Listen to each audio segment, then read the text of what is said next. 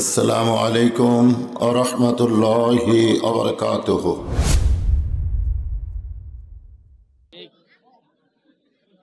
আল্লাহর বান্দা হযরত আলী আল্লাহর ঘরে নামাজ পড়তে মন চাই।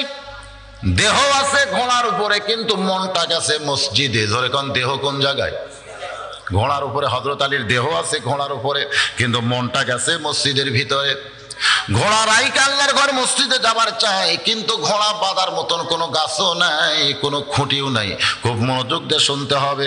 ঘোড়াটা বাঁধিয়া মসজিদের মধ্যে আলী ঢুকতে চায়, কিন্তু ঘোড়া বাঁধার মতন কোনো গাছও নাই, কোনো খুঁটিও নাই। এখন এইভাবে ঘোড়া রাইকা যদি মসজিদের মধ্যে যায়, তাহলে নামাজ পড়ার পরে দেখবে ঘোড়া নাই, বিপদ বাড়বে না কমবে? হযরত আলী এখন চিন্তায় পড়ে গেলেন।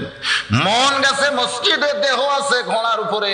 কেউ যদি মন দিয়া মসজিদে নামাজ পড়ে, দেহ যদি ঘোড়ার উপরে থাকে, বলেন তো তার নামাজ হবে? হবে? কারণ মন তো মসজিদে।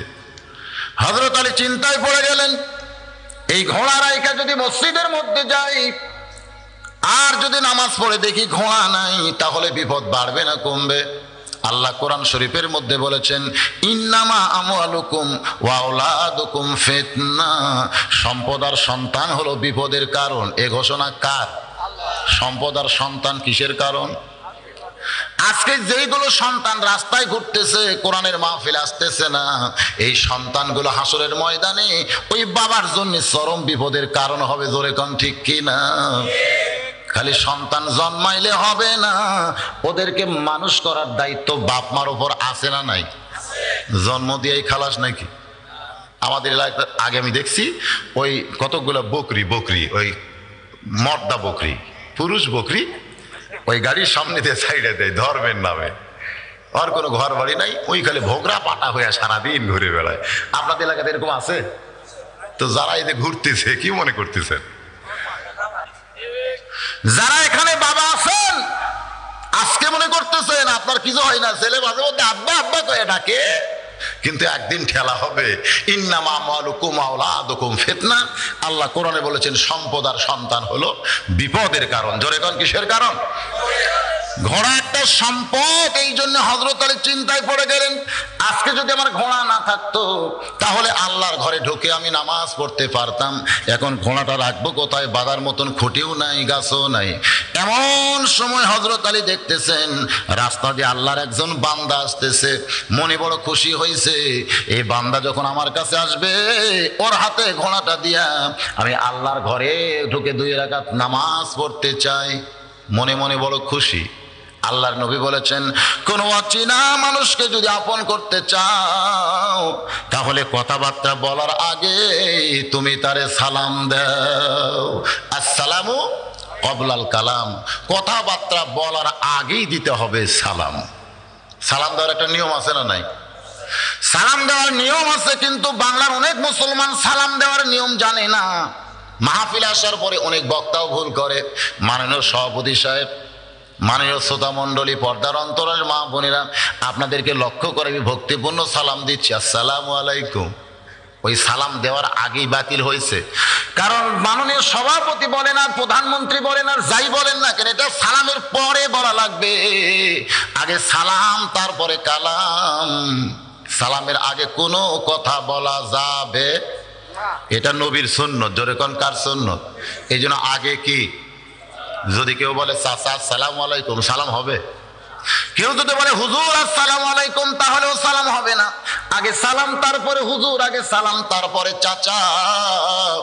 যে ব্যক্তি সালাম দিবে আল্লাহ তার প্রতি খুশি হবে, 90টা নেকি দান করবে। আর যে ওয়ালাইকুম আসসালাম বলবে আল্লাহ তাকে মাত্র 10টা নেকি দান করবে।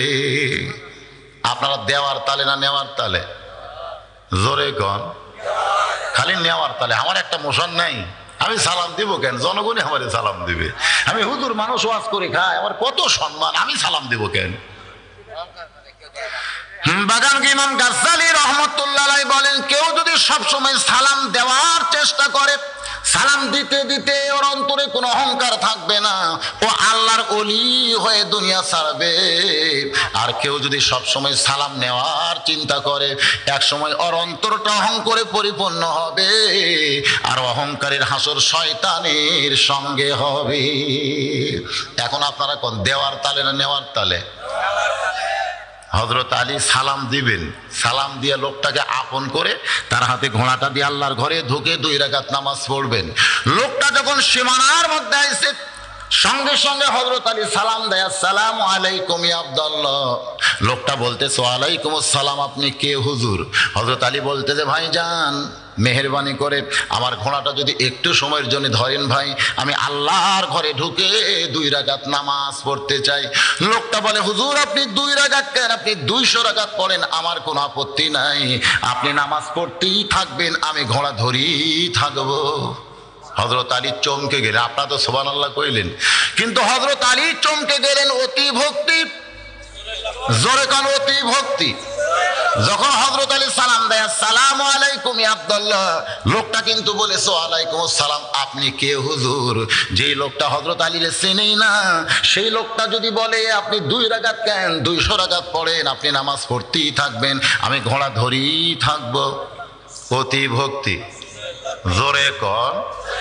আর চোরের মন, এটা ঠিক না। অতি ভক্তি চোরের লক্ষণ, কিয়ামত পর্যন্ত ঠিক থাকবে, কিন্তু চোরের মন পুলিশ পুলিশ, এটা 2001 সালে বাতিল হয়েছে। আমি নিজের চোখে দেখছি। পাবনা থেকে ওয়াজ করে যখন সকালবেলা যাচ্ছিলাম, আমার এলাকার এক চোর পুলিশ ধরে নিয়ে আসতেছে, ভুটভুটিত করে ভটভটিত করে নিয়ে আসতেছে। তো এই চোর পুলিশও ঘুতে মারতেছে, পুলিশও চোর ঘুতে মারতেছে, মনে হয় ওরা 2 বন্ধু। আমি যখন 5 ফিট গাড়ি ব্রেক করলাম, কিছু লোক আমার এসে বলতেছে হুজুর এলাকার সবচাইতে বড় চোর পুলিশ ধরে নিয়ে গেছে, যে পিটন দেওয়া দিছে। আমি বললাম তোমরা যা বলতেছো, মনে মনে ভাবতেছি আমি চোখে কি দেখলাম। কয়েকদিন পর ওই চোরের সঙ্গে আমার দেখা হয়েছে। আমি কইলাম নিজের চোখে দেখলাম রাস্তায় তুমি পুলিশকে খুঁতা মারতেছো, পুলিশ তোমারে খুঁতা মারতেছে, মনে তোমরা 2 ভাই, কিন্তু এলাকাতে এসে শুনলাম তোমার নাকি ধরে নিয়ে গেছে চুরির অপরাধে। এর রহস্য কি, মারিফাত কি জানতে চাই। চোর মুচকি মুচকি হাসার বলে হুজুর আমিও যা পুলিশও তাই, আমরা চুরি করি আর এরা সাদা খায়। তবে চোরের মন, ও বলতেছে চোরের মন হলো র্যাব, ধরে এখন চোরের মন।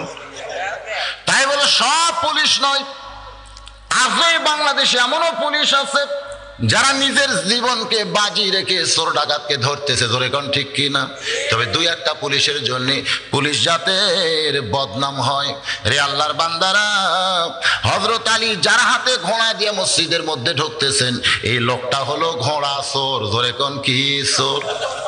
চোরের হাতে দেশ দিয়া, চোরের হাতে ঘোড়া দিয়া, জোরে কোন চোরের হাতে দেশ দিয়া, চোরের হাতে ঘোড়া দিয়া কেউ যদি মসজিদে যায়, যতই সুন্দর মসজিদ হোক না কেন, যার হাতে ঘোড়া দিছে এই লোকটাকে, জোরে কোন ভাই, দেশটা কার হাতে আমরা দিছি? এটা আমি শুনবার চাচ্ছি না, আমার ওয়াজ শুনলে আপনারা বুঝতে পারবেন।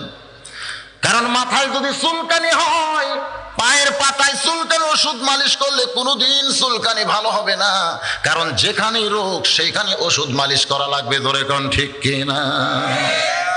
আজকে আমাদের বাংলাদেশের পরিস্থিতি এমন কেন হলো? কেন আজকে 90% মুসলমানের দেশের মানুষের চরিত্র এত নিচের দিকে গেল? কেন আজকে মানুষ আর সত্য কথা বলতে চায় না? আজকে হক কথা বলতে গেলে এত ভয় অন্তরে কেন মানুষের? এগুলো জিনিস যখন আমি পুরাপুরি আপনাদের বলবো, তখন আল্লাহর ঈমান থাকবে না, আল্লাহর প্রতি ইয়াকিন পয়দা হবে। ইয়াকিন মানে দৃঢ় বিশ্বাস। ইয়াকিন যদি কারো পয়দা হয়, সে অবশ্যই ঈমানের সাথে দুনিয়া ছাড়বে, জোরে কোন সুবহানাল্লাহ। আমরা কি ঈমানের সাথে দুনিয়া ছাড়তে চাই না? হযরত আলী চোরের হাতে ঘোড়া দিয়ে আল্লাহর ঘর মসজিদের মধ্যে ঢুকতেছে। মসজিদে ঢোকার আগে সাইদ হওয়ার দরকার আছে না নাই? কোনো বেসাইদা মানুষ যদি মসজিদে ঢোকে, নামাজ হবে? বেসাইদ বোঝেন? বেসাইদ বোঝেন? মসজিদে ঢুকতে গেলে একটা নিয়ম মতো ঢুকতে হবে। সেই নিয়মটা হলো শরীর পাক, কাপড় পাক। সর্বপ্রথম যেই জিনিসটা বলা হয়েছে সেইটা হলো শরীর পাক। জোরে কোন কি পাক? কারো যদি শরীর না পাক হয়, ও যতই জুব্বা পরুক আর মাথায় টুপি দেখ আর যতই সুন্দর করে সূরা কেরাত তেলাওয়াত করুক, ওর নামাজ কোনোদিন হবে না। কারণ নামাজ পড়তে গেলে প্রথম শর্ত হলো শরীর পাক। শরীর পাক মানে কি? সাবান দিয়ে গোসল করা, 10 বালতি পানি মাথার দেওয়া। শরীর পাক মানে শরীরের ভিতরেও পাক হওয়া লাগবে। কেউ যদি সুদের টাকার গোস্ত খায় আর ঘুষের টাকার মাছ খাইয়া বাগানে গোসল করে ওযু করে যদি মসজিদে যায়, আল্লাহ বলে তোর বাহিরের চামড়া যতই পাক হোক না কেন, তোর গুদাম হলো না পাক। ধরে কোন কি? এই পেটটা হলো বিশ্ব গুদাম। আপনাদের এলাকায় একটা গুদাম আছে না নাই? এর নাম কি? বিশ্ব গোডাউন। ওই বিশ্ব গোডাউনের চাইতে এটা হলো আরো বড়, এর নাম হলো বিশ্ব গুদাম। এই গুদাম সাফ না করা পর্যন্ত কাম হবে না। শরীর পাক। জোরে কোন কি পাক? তারপরে হলো কাপড় পাক। এই দুইটা জিনিস সাইজ না হয়ে কোনোদিন মসজিদের মধ্যে যায় কাজ হবে না। আমরা বাংলাদেশের মুসল্লিরা নামাজ পড়ি, যারাই পড়তেছি তাদেরও চরিত্র খুব একটা ভালো হয় না। এই জন্য অনেকে বলে তুই নামাজ পড়েও যা, আমি না পড়েও তাই।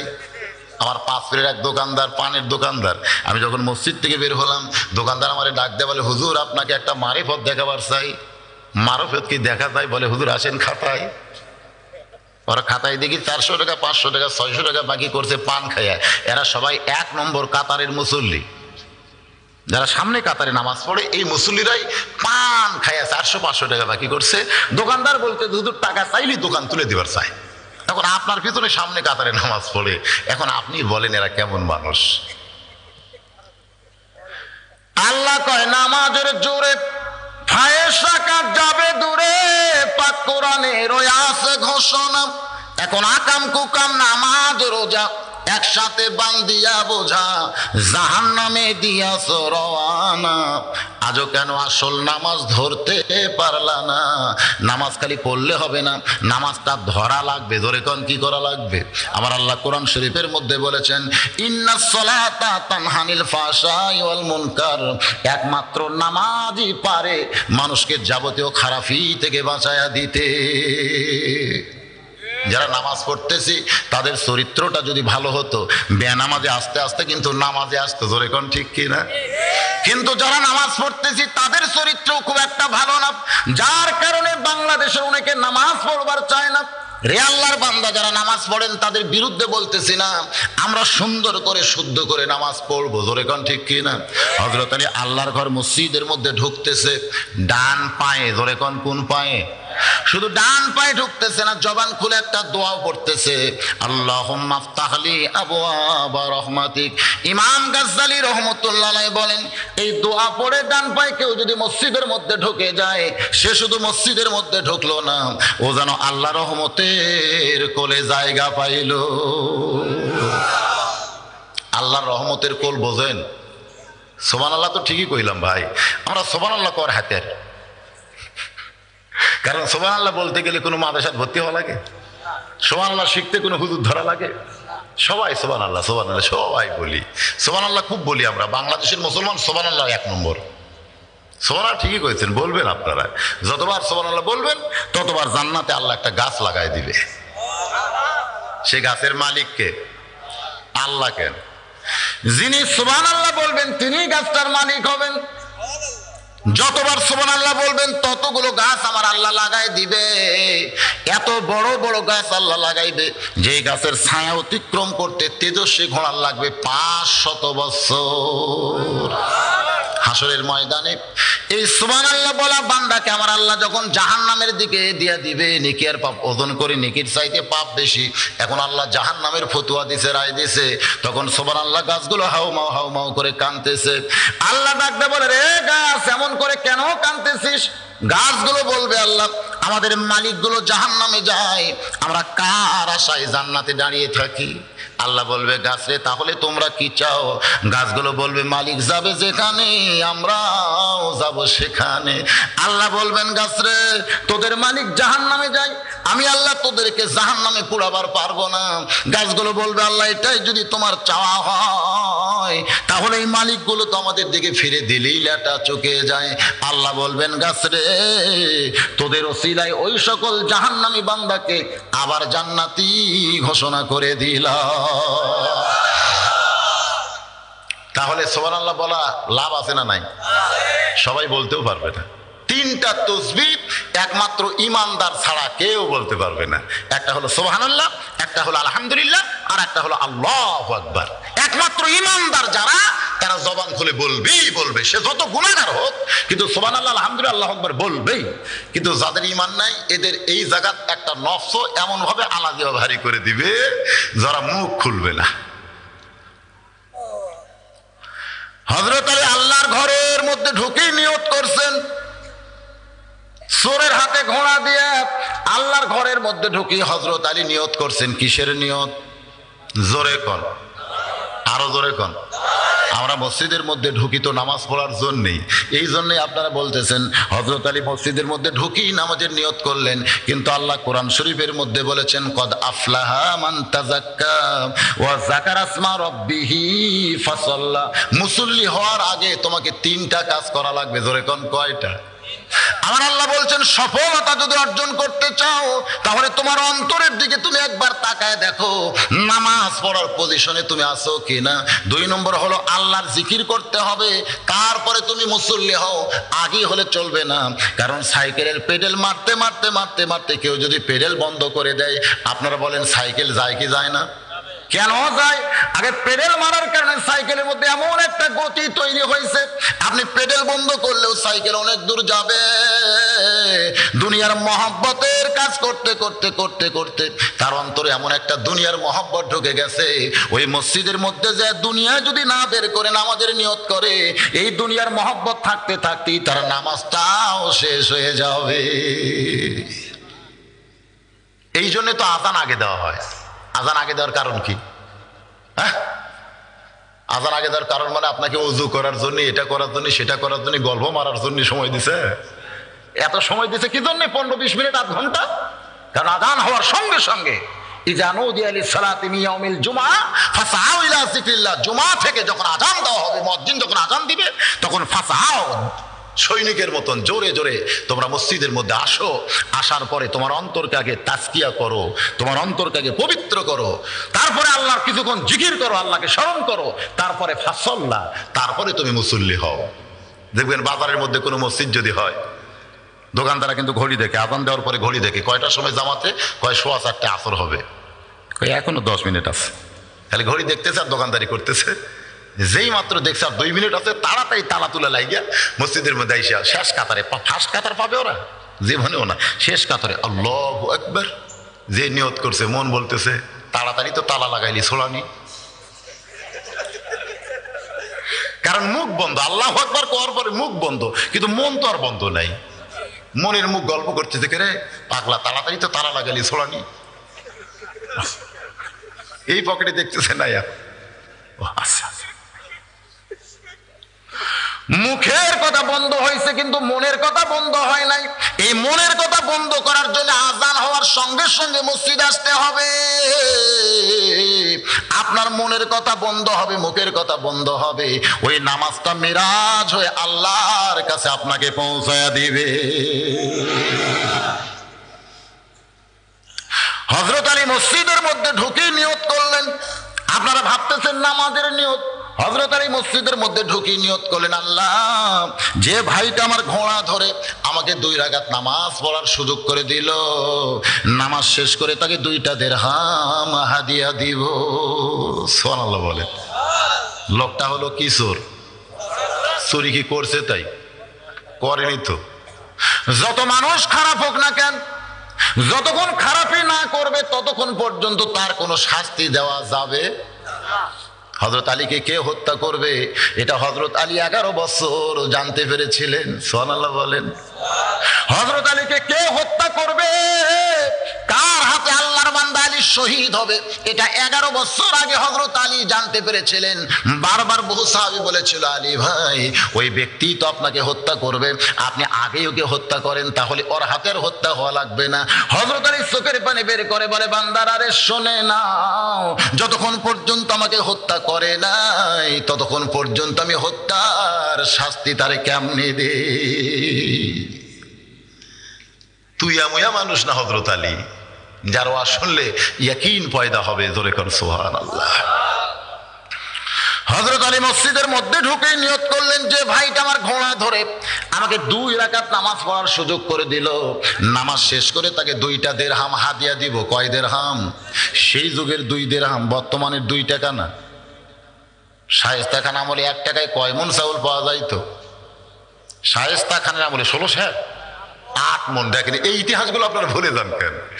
বর্তমানে 1 টাকা দিয়ে কতটুকু চাউল পাওয়া যাবে? 1 টাকা। আমি ওই যে গ্যাসের পাম্পে, ওই যে গ্যাসের পাম্প, ঠেঙ্গামারার গ্যাসের পাম্পে গ্যাস নেই বেশিরভাগ সময়। একদিন এক ফকির এসে আমাকে বলতেছে, হুজুর একটু সাহায্য করেন। আমি বললাম, সব ফকির ভিক্ষা চাই, তুমি সাহায্য কেন? বলে সাহায্যের মাপ একটু বড়। আমি পকেট থেকে 2 টাকা বের করে তখন দিচ্ছি, ফকির বলতেছে, হুজুর এই গাড়ি ভাড়া নিচ্ছেন না কিনছেন? আমি বললাম, কেন ভাই? বলে, আমিও যে আপনিও তাই, আপনার মনটা একটু বড় হওয়া দরকার না? আপনি গাড়ির চড়ে বেড়ান আর 2 টাকা ফকির ভিক্ষা দেন।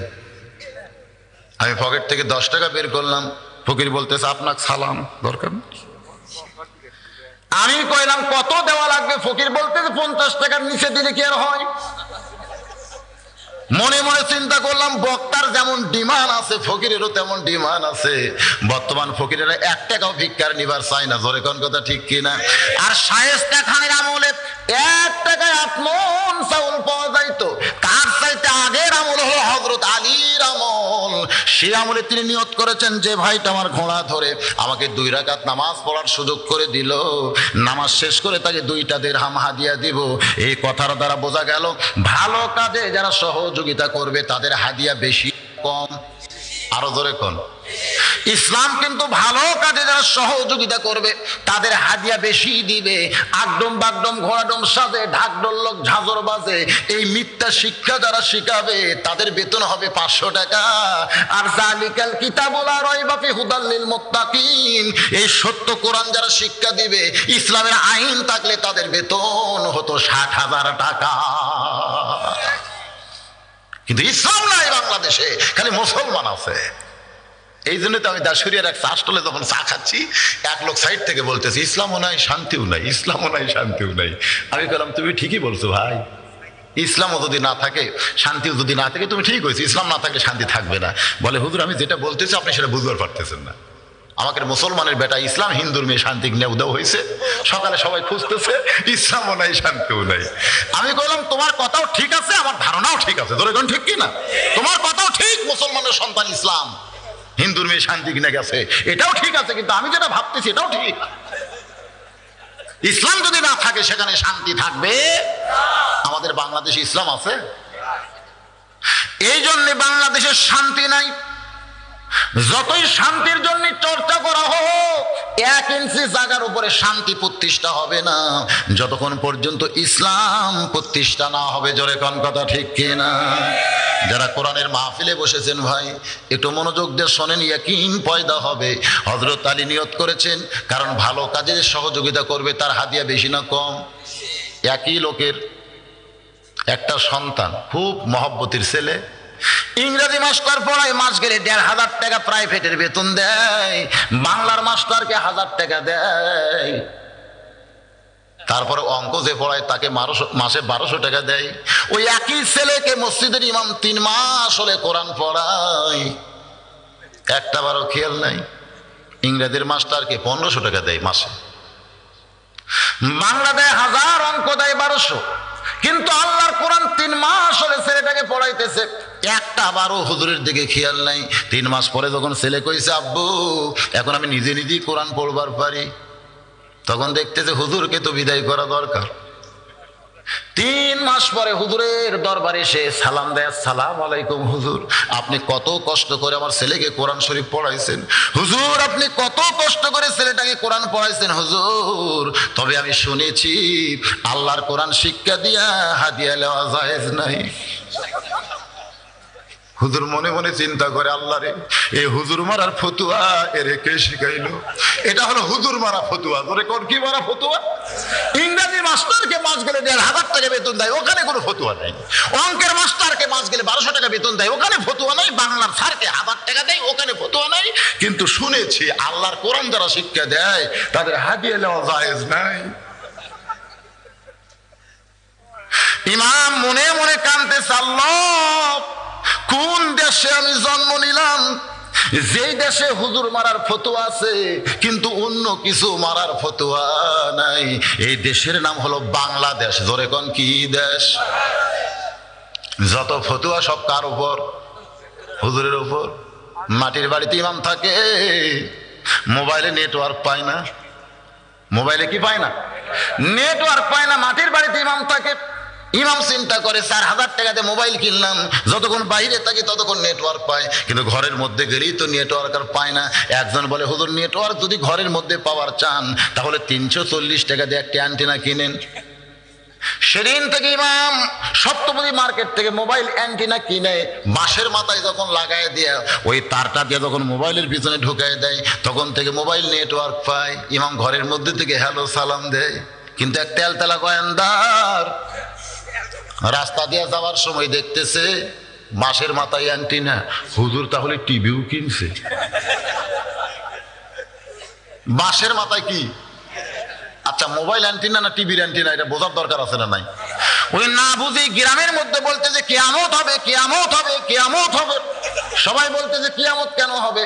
বলে মসজিদের ইমাম হয়ে টিভি দেখতেছে। আমি নিজের চোখে দেখে আসলাম, মসজিদের ইমাম হয়ে টিভি দেখতেছে, আমি নিজের চোখে দেখে আসলাম এই ইমামের পাশে আর নামাজ হবে না। ওই বেটা 3 মাসও মসজিদে যায় না, কিন্তু সেই দিন জোহরে নামাজ পড়ার জন্য মসজিদের মধ্যে ঢুকছে। সবাইকে বলতেছে, কার পাশে তোমরা নামাজ পড়ো, তোমাদের নামাজ হবে না, এই জন্যই তো আমি মসজিদে আসি না। সবাই বলতেছে, কি হয়েছে ভাই? বলে ইমামদের টিভি দেখতেছে, এটা কি তোমরা জানো?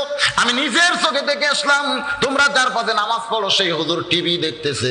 সমস্ত মুসল্লি চমকে বলে, ইমাম হইয়া যদি টিভি দেখে তার পাশে আমরা নামাজ পড়ব না। আজ থেকে নতুন ইমাম আমরা নিয়োগ দিব। তেলতলা গোয়েন্দারের কথা মতো সমস্ত মুসল্লি জড়ো হইয়া বলতেছে, এই ইমাম যখন আর চলবে না, নতুন আর একটা ইমাম নিয়োগ দেওয়া দরকার। নতুন একটা ইমাম নেওয়ার চিন্তা যখন মুসল্লিরা করতেছে, এমন সময় ইমাম সাহেব মসজিদের ভিতরে ঢুকতেছে, দোয়া পড়ে, আল্লাহুম্মা ফতাহলি আবওয়াবা রাহমাতিক। এই দোয়াটা যখনই শেষ, মুসল্লি বলতেছে, আপনার চাকরি নাই। ইমাম বলে, কি হয়েছে ভাই? বলে, আপনি ইমাম হইয়া টিভি দেখেন, আপনি ইমাম হইয়া টিভি কিনছেন, এই জন্য আপনার পাশে আমরা নামাজ পড়বো না। ইমাম জোরহাত করে বলতেছে, ভাই যান, আমি তো টিভি দেখিনি, টিভি কিনেও নাই। কেমনে বুঝতেছেন ভাই? বলে, তাহলে তোমার বাড়িতে বাঁশের মাথায় কি দেখলাম? বলে, এটা হলো মোবাইল অ্যান্টেনা। আমার মোবাইল মাটির ঘরে নেটওয়ার্ক পায় না, এই জন্য একটা মোবাইল অ্যান্টেনা কিনে আমি একটু মোবাইলে যোগ করছি ভাই। তখন তেলতলা গোয়েন্দারকে সবাই ঘুতে মারতেছে, এই শয়তান কি দেখলি আর কি কইলি? ভাই মনে করছিলাম ভাই, মনে করার উপরে অভিযোগ, আর তদন্ত না করে ইমাম বাদ। মনে করার উপর অভিযোগ আর তদন্ত না করে ইমাম বাদ। আমাদের বাংলাদেশের আলেমদের অবস্থা হয়েছে তাই, তোর এখন ঠিক কিনা? মনে করার উপর অভিযোগ আর তদন্ত না করি জেলখানা। এখন জেলখানার মধ্যে রেখে তদন্ত করবে, সে দেখতেছে একটাও নাই। এখন সাইডা যদি যদি বিপদ হয়,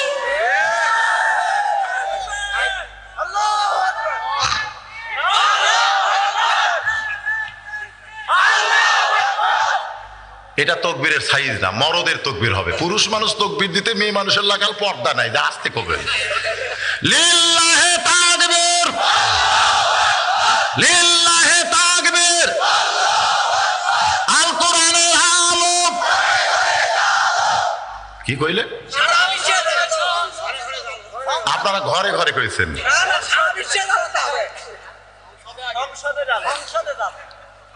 ঢাকাতে একটা ওয়াসা টাঙ্কি বানাইছে, আপনারা দেখছেন? ঢাকায় ওয়াসা একটা টাঙ্কি বানাইছে, যে টাঙ্কির মধ্যে 2 কোটি লিটার পানি আটে। এত বিশাল একটা ওয়াসা টাঙ্কি বানায়া ঢাকার সমস্ত বাসায় পানি সাপ্লাই দিছে, কিন্তু এই টাঙ্কির মধ্যে আছে একটা মরা মোষ।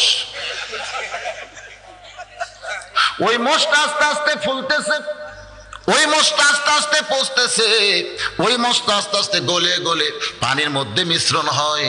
এখন প্রত্যেকটা বাসায় টাঙ্কি থেকে পানি আসে, ওই ললের পানি গিলাসের মধ্যে নিয়ে সবাই দোয়া পড়তেছে, ওয়াসাকাহুম রাব্বুহুম শারাবান তাহুরা।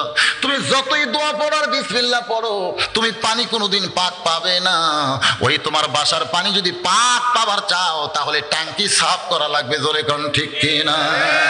টাঙ্কির মধ্যে তুমি নাপাক মোষ রাখবা আর বাসার মধ্যে দোয়া পড়বা, তোমার পানি কোনোদিন পবিত্র হবে না। আজকে বাংলাদেশের টাঙ্কির নাম হলো সংসদ। নাম কি? আরো বড় টাঙ্কির নাম কি? এই টাঙ্কির মধ্যে মরা মোষ রাইখা আপনি যতই ঘরের মধ্যে কোরআনের আলো জ্বালান কাম হবে না। এই জন্য যখনই স্লোগান দিবেন আল কোরআনের আলো সংসদে জালো, জোরে কোন ঠিক কিনা? তুমি যদি পবিত্র পানি পাওয়ার চাও আগে টাঙ্কি সাফ করো, জোরে কোন কি সাফ করো? টাঙ্কি সাফ থাকলে পানি পবিত্র পাওয়া যাবে। আমরা বাংলার মুসলমান ঘরের মধ্যে কোরআন পড়ে কোনো লাভ পাচ্ছি না ভাই। ওই সংসদের মধ্যে আমরা আল্লাহর কোরআনের আইন চাই, জোরে কোন কি চাই? এই জন্য সবাই বলতে হবে, যারা যুবক আছো বাবা, কোরআনের পক্ষে যদি আজকে তোমরা স্লোগান দিবার পারো, এই স্লোগানটা জান্নাতের দরজা তোমাদের জন্য আল্লাহ খুলে দিবে।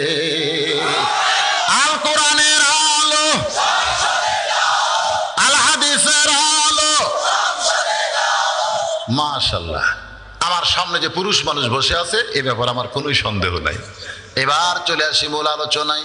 হযরত আলী মনে মনে চিন্তা করে, আল্লাহ, যে ভাইটা আমার ঘোড়া ধরে আমাকে 2 রাকাত নামাজ পড়ার সুযোগ করে দিল, নামাজ শেষ করে তাকে 2টা দিরহাম হাদিয়া দেব।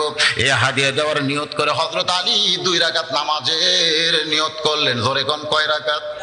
2 রাকাত নামাজের যখন নিয়ত করেছেন, এদিকে ঘোড়া চোর মনে মনে চিন্তা করে, লোকটা আমার হাতে ঘোড়া দিয়া মসজিদের মধ্যে ঢুকে যদি ঘোড়ার দিকে তাকায় থাকে তাহলে আমি যতই নিয়ত করে ঘোড়া ধরি চুরি করা যাবে না। আগে দেখতে হবে লোকটার নামাজের সাইজ কি রকম, ধরে কোন ঠিক কিনা? ঘোড়াটা টাইনা এনে মসজিদের দরজা বরাবর এসে এবার ভিতরের মানুষের দিকে তাকায় দেখতেছে, ভিতরে যেই মানুষটা নামাজের নিয়ত করে সেই মানুষের নাম কি? আরো ধরে কোন? নামাজের সাইজ আছে না নাই? মুসল্লির দিকে ঘোড়া চোর তাকায় দেখতেছে, নামাজের সাইজটা অত্যন্ত ভালো, ঘোড়া চুরি করতে কোনো অসুবিধা নাই। যেরকম বগুড়ার বড় মসজিদে জামাত যখন জোহরের হয়ে গেছে, এক মুসল্লি একলাই নামাজ পড়তেছে আর জুতা চোর মনে মনে ভাবতেছে, কেউ যখন মসজিদে নাই, ও যখন একলাই, আর জুতা চুরি করতে আমার কেউ ধরতে পারবে না। এবার কাছে এসে দেখে মুসল্লি বড় চালাক, যেখানে নামাজ পড়তেছে তার কাটে বাক্স পাশেই চামড়ার জুতা চকচকা দেখা যায়। চোর হিসাব করতেছে, জোহরের সুন্নত হলো 4 রাকাত, 1 রাকাত সুন্নত পড়েছে, এখন 3 রাকাত বাকি আছে। ও 3 রাকাত পড়তে পড়তে জুতা নিয়ে 7 মাথা পাড়ি দিব, এই মনে করে চোর যেই জুতায় হাত দিছে, ও নামাজ বাদ দিয়ে খপ করে চোরের হাত ধরছে। চোর বলতেছে, ভাই আপনি তো নামাজ পড়তেছেন। নামাজি বলতেছে, আমার মুখ আছে কাবার দিকে, চোখ আছে জুতার দিকে, তুই যতই চেষ্টা কর আমার জুতা চুরি করবার পারবি না। একজন হলো জুতা চোর আর একজন হলো নামাজ চোর। এই 2 চোরের মধ্যে বড় চোর কে? 90% মুসলমানের দেশে জুতা নিয়ে মসজিদের মধ্যে যাইতে হয়। চোরের বিধান আল্লাহর কোরআনের মধ্যে আছে না নাই? জোরে কোন আছে না নাই? যদি সেই বিধান আজকে সংসদে চালু করা হতো, আপনার 1000 টাকার জুতা নিয়ে মসজিদের মধ্যে ঢোকা লাগতো না। সোনার টোপলাও যদি মসজিদের দরজায় রাখতেন, কেউ কোনোদিন হাত দিয়া স্পর্শ করতো না। রে আল্লাহর বান্দারা, হযরত আলী মসজিদের মধ্যে ঢুকে যখন নিয়ত করলেন, ঘোড়া চোর তাকায় দেখতেছেন আমাদের সাইজটা কেমন, যে ব্যক্তি নামাজ পড়তেছে তার নাম কি? আরো জোরে কোন? আল্লাহর নবী বলেছেন, জিহাদের ময়দানে আমার আলীর সঙ্গে কেউ পারবে না। এটা যখন মক্কার কাফের বেঈমানরা শুনতে পায়, তখন তারা চিন্তা করলো, ইসলামকে ঘায়েল যদি করবার চাও, আলীকে ঘায়েল করা লাগবে। আলী যতদিন পর্যন্ত ঘায়েল না হবে ততদিন পর্যন্ত ইসলাম ঘায়েল করা যাবে। কারণ তখনকার যুগের যুদ্ধের নিয়ম ছিল আলীর সেনাপতি হইয়া সবার সামনে থাকতো, আর আলীর পিছনে যারা থাকতো সবাই হতো নবীর সাহাবী মুসলমান। হযরত আলী বলতেন, এই নবীর সাহাবী আমার ভাইরা, তোমরা আমার পিছনে পিছনে আসো, আর আমি সবার সামনে গিয়ে কাফেরদেরকে সাইজ করবার চাই। জোরে কোন সুবহানাল্লাহ। হযরত আলী মানুষটা কিন্তু খাটো ছিল, কিন্তু তার রাস্তা চলে এত দ্রুতগামী, তিনি সবার আগে সেনাপতি হয়ে যুদ্ধ শুরু করতেন, আর আলীর পিছনে থাকতো সবাই নবীর সাহাবী মুসলমান। কাফের বেঈমানরা চিন্তা করতেছে ইসলাম ঘায়েল করতে গেলে আলীকে ঘায়েল করা লাগবে। এই জায়গা শুরু হলো রে,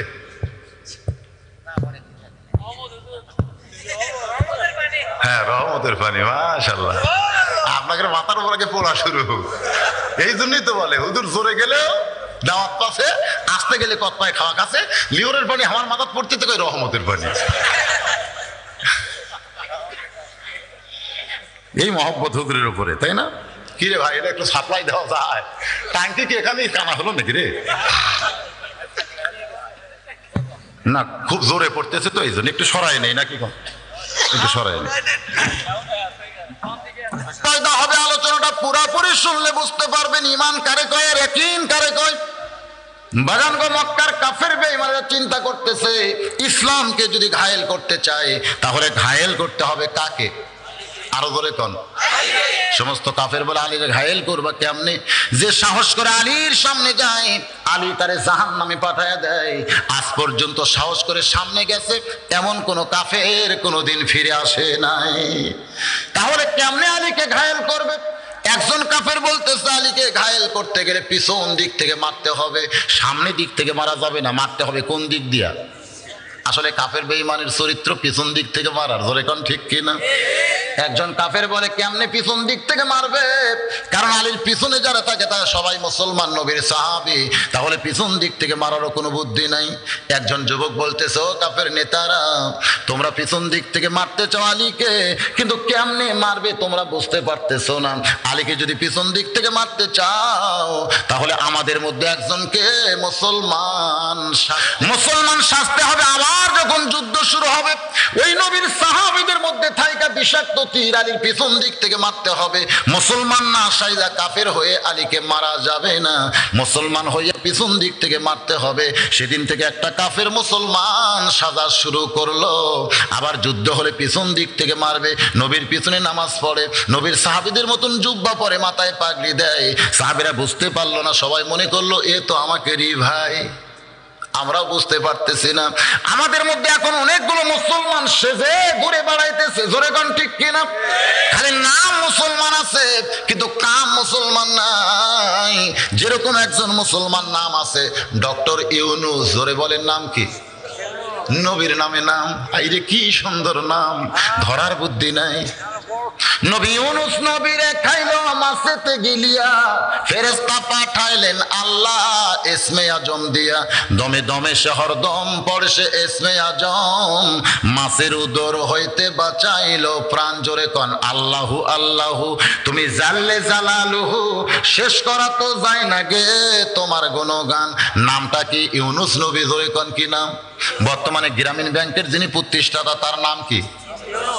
নাম নবীর নামে নাম, মুসলমান নাম, কিন্তু কামটা হলো শয়তানের কাম। জোরে কাম কি কাম? এই বাংলাদেশে অশান্তির বীজ কিন্তু বপন করেছে ডক্টর ইউনূস, অথচ শান্তিতে নোবেল পুরস্কার পাইছে। এই নোবেল পুরস্কার কি সৌদি আরব দিছে? কোন দেশ দিছে? সৌদি আরব যদি দিত, যদি ইরাক দিত, ইরান দিত, মুসলমান কোন রাষ্ট্র দিত, তাহলে বুঝতে পারতেন ডক্টর ইউনূস শান্তি প্রতিষ্ঠা করছে। কিন্তু যখন খ্রিস্টান ইহুদি দিছে তখন বুঝতে হবে নবী বলেছেন মুসলমানের সবচাইতে বড় দুশমনের নাম হলো খ্রিস্টান আর ইহুদি। এই খ্রিস্টান ইহুদি যখন কোনো মুসলমানকে ধরে মুসলমানের সাহায্য করবার চায়, ওই ব্যক্তির কিন্তু শুধু মুসলমান নাম থাকে, ওর চরিত্র সব খ্রিস্টান ইহুদির মতন হইয়া যায়। নাম খালি মুসলমান, আছে না নাই? এরা কিন্তু মুসলমান সাজা ঘুরে বেড়ায়। আমাকে ঠ্যাং ভাঙ্গাও কম দূরি না, ঠ্যাং ভাঙ্গা বুঝতে পারতেছেন না? বগুড়া ঠ্যাঙ্গা মারা, ওরে বাবা, ঠ্যাঙ্গা মারাও কিন্তু কম দূরি না। নাম কি সুন্দর, হোসনে আরা, হোসনে আরা, কিন্তু তলে তলে কাম কি করতেছেন সেটা জান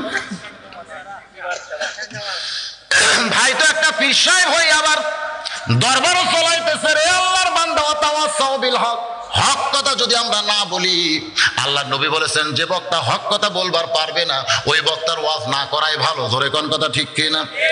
একটু মহব্বত করে কথাগুলো শোনেন। এবার কাফের মুসলমান সাইজা, জোরে কোন কি সাইজা? মুসলমান সাইজা যুদ্ধ যখন শুরু হলো, বিষাক্ত তীর ওই হযরত আলীর পিছন দিকে যখন মাইরা দিছে, এই তীরের খাঁজটা পিঠের গোস্তের মধ্যে ঢুকে যায়। জিহাদে মুসলমানের বিজয় হলো, কিন্তু হযরত আলীকে আর খুঁজে পাওয়া যায় না। নবী বললেন সাহাবীরা রে, আমার আলী কোন জায়গায় গেল একটু জানতে চাই। সাহাবীরা খুঁজতে খুঁজতে দেখে জিহাদের ময়দানে হযরত আলী উপর হয়ে পড়ে আছে। একজন সাহাবী দৌড়ে এসে বলে, নবীজি আসাদুল্লাহিল গালিব হযরত আলী জিহাদের ময়দানে পড়ে আছে। কেন পড়ে আছে? বলে আলীর পিছন দিকে একটা তীর আমরা দেখতে পাইলাম। নবী চমকে গিয়ে বলেন, কেমনে কেমনে কেমনে? আলী থাকে সবার সামনে, আলীর পিছনে থাকে মুসলমান, তাহলে আলীর পিছন দিকে তীর কে মারলো রে? কোন মুসলমান মারছে? এমন সময় জিবরাইল আমিন জানিয়ে বলে, ইয়া রাসূলুল্লাহ, কোন মুসলমান সাহাবীদের সন্দেহ করবেন না, আলীকে পিছন দিক থেকে যে তীর মারছে কোন মুসলমান নবীর সাহাবী মারে নাই। যে মারছে সে দীর্ঘদিন মুসলমানের মধ্যে থেকে মুসলমান শাইজা আলীকে ঘায়েল করে ইসলামকে ঘায়েল করার জন্য তীরটা মারছে। নবী আমার কেঁদে কেঁদে বললেন, সাহাবীরা রে, ওই কাফের বেঈমানেরা ইসলামের তেমন ক্ষতি করতে পারবে না। ইসলামের সবচাইতে বেশি ক্ষতি তারাই করবে যারা মুসলমান সেজে বেড়াবে। ইসলামের সবচাইতে বেশি ক্ষতি তারাই করবে যারা মুসলমান সেজে বেড়ায়। আমাদের বাংলাদেশে আসল মুসলমান বেশি না নকল মুসলমান বেশি? জোরে কন। আসল তো আমাদের বাংলাদেশে একেবারে কম দেখা যায়, নকল মুসলমানের সংখ্যা বেশি। এই জন্য এরা কিন্তু মুসলমান সাইজা ইসলামের সবচাইতে বড় ক্ষতি করে। নবী বললেন সাহাবীরা, আলীকে আমার সামনে নিয়ে আসো। যখন হযরত আলীকে নবীর সামনে নিয়ে আসা হয়, যখন তীরটা ধরে হাত দিয়েছে টান, হযরত আলী এত জোরে চিৎকার মারছে, সঙ্গে সঙ্গে নবী আমার কলিজার মধ্যে হাত ঢুকিয়ে দেয়। সাহাবীরা বললেন, ইয়া রাসূলুল্লাহ, আলীর পিঠের টেনে টান দিলাম, কিন্তু আপনি কলিজার মধ্যে হাত দিয়ে কেন কাঁদতেছেন গো নবী? জানতে চাই। আল্লাহর নবী বললেন, সাহাবীরা রে, এই আলী আমার কলিজার টুকরা। কারণ আমার আল্লাহ বলেছেন, আমার বান্দা সমূহের ভিতরে সবচাইতে যুবক বান্দাকে আমি আপনার ফাতেমার জন্য কবুল করেছি। সেদিন থেকে আলী কিন্তু শুধু বাহিরে নাই, হযরত আলী আছে আল্লাহর নবীর কলিজায়। যখন তীরে হাত দিয়ে টান মারছে, মনে হয় ওই টানটা নবীর কলিজার মধ্যে লাগতেছে। নবী বললেন, সাহাবীরা রে, আমার আলীকে তোমরা কষ্ট দিও না বাবা, তোমরা কষ্ট দিও না। সাহাবীরা কান্দে বলে, হুজুর, তাহলে আলীর পিঠের মধ্যেই বুঝি তীরটা থাকবে? এই তীর বুঝি বের করা যাবে না? আল্লাহর নবী বললেন, একটু ধৈর্য ধারণ করো। আলী যখন নামাজের ভিতরে থাকবে, ওই সময় তার তীর টেনে বের করতে হবে। হযরত আলী যখন নামাজের ভিতরে থাকবে, খুব খেয়াল করে শুনতে হবে, নামাজের তিনটা দিক আছে। একটা হলো নামাজের শুরু, একটা হলো নামাজের ভিতর, আর একটা হলো নামাজের শেষ। সেটা ছিল আসরের নামাজ। জোরে কোন কোন নামাজ? নবী আমার নামাজের ইমামতি করলেন, সাহাবীরা নবীর পিছনে মুসল্লি হয়েছেন। ইমামতের আগে নবী দুইজন সাহাবীকে ডাক দিয়ে বললেন, এ জাবের আর হুযায়ফা, আজকে কিন্তু তোমরা জামাতের সঙ্গে নামাজ পড়বা না। তোমাদের দুইজনের দায়িত্ব হলো আলীর পিঠের তীর তোমাদের টেনে বের করতে হবে। নবীর হুকুম মাইনা ওরা জামাত তরক করেছে। নবী যখন নামাজের সেজদায়, ওই সময় জাবের আর হুযায়ফা হযরত আলীর পিঠের উপরে পা দিয়ে এত জোরে তীর টান মারছে, তীর শুধু বের হয় নাই, তীরের সঙ্গে গোস্ত পর্যন্ত খসে আইছে। নামাজ শেষ করে আল্লাহর নবী যখন সাহাবীর দিকে মুখ ঘুরায় বসলেন, এমন সময় জাবের আর হুযায়ফা রক্তমাখা তীর আর গোস্তের টুকরা যখন নবীর সামনে জমা দিলেন, আল্লাহর নবী এত কান্দা কোনোদিন কান্দে নাই। নবী আমার এক হাত গোস্তের টুকরার উপরে দিয়া আর এক হাতে রক্তমাখা তীর নিয়া অঝর নয়নে কান্না শুরু করে দিলেন। সেদিন জাবের বলতেছে, ইয়া রাসূলুল্লাহ, এত কান্দা আপনি কেন কাঁদতেছেন গো? জানতে চাই। আল্লাহর নবী বললেন, সাহাবীরা রে, তোমরা বুঝতে পারতেছো না বাবা, আলীর পিঠের গোস্ত দেখতেছো, কিন্তু এই গোস্তটা মনে হয় আমার কলিজার ভিতর থেকে টেনে বের করা হয়েছে। রে আলী, আলী রে, লব্বাইক ইয়া রাসূলুল্লাহ। আল্লাহর নবী তাকায় দেখে হযরত আলী মুস্কি মুস্কি হাসতেছে। জোরে কোন সুবহানাল্লাহ। নবী চমকে গিয়ে বলে, আলী তীরের শলাটায় হাত দিলি তুমি চিৎকার দিয়ে কাঁদতে, এখন তীর বের হলো, গোস্ত ছিলাইলো, আমি নবী জানতে চাই তুমি আলী তখন ছিলে কোথায়? হযরত আলী এবার ফোঁপায় ফোঁপায় কান্না শুরু করে। আল্লাহ নবী বললেন, এখনই তুমি হাসলে, আবার এখনই তুমি কাঁদতেছো, তোমার বুঝি শরম নাই?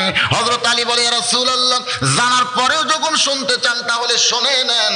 আমার পিঠ থেকে যখন তীর টেনে বের করেছে, আমার পিঠ থেকে যখন গোস্ত ছিঁড়াইছে, আমি আলী তখন কাবার ভিতরে ছিলাম।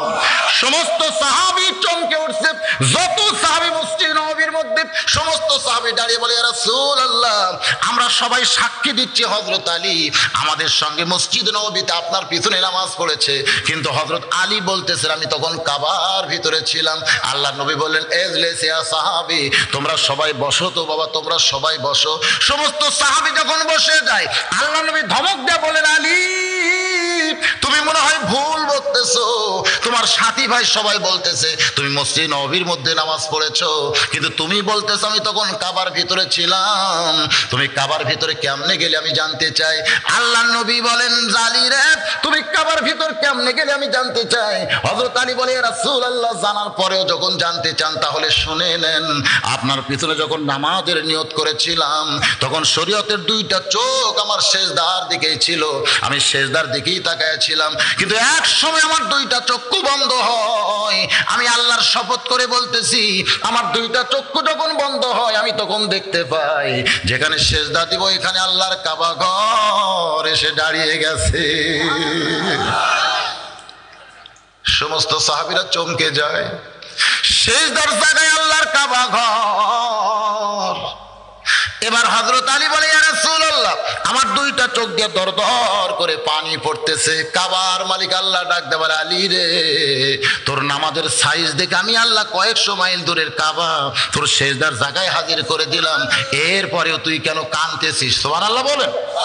তোর নামাজের কি দেখে সাইজ, ধরে কোন তোর নামাজের কি দেখে সাইজ দেখে আমি আল্লাহ খুশি হইয়া কয়েকশো মাইল দূরের কাবা তোর সেজদার জায়গায় হাজির করে দিলাম, এরপরেও তুই এমন করে কেন কান্দিস? এ কথা কে বলতেছে? আরো ধরে কর। আল্লাহ কি বান্দার সঙ্গে কথা কয়?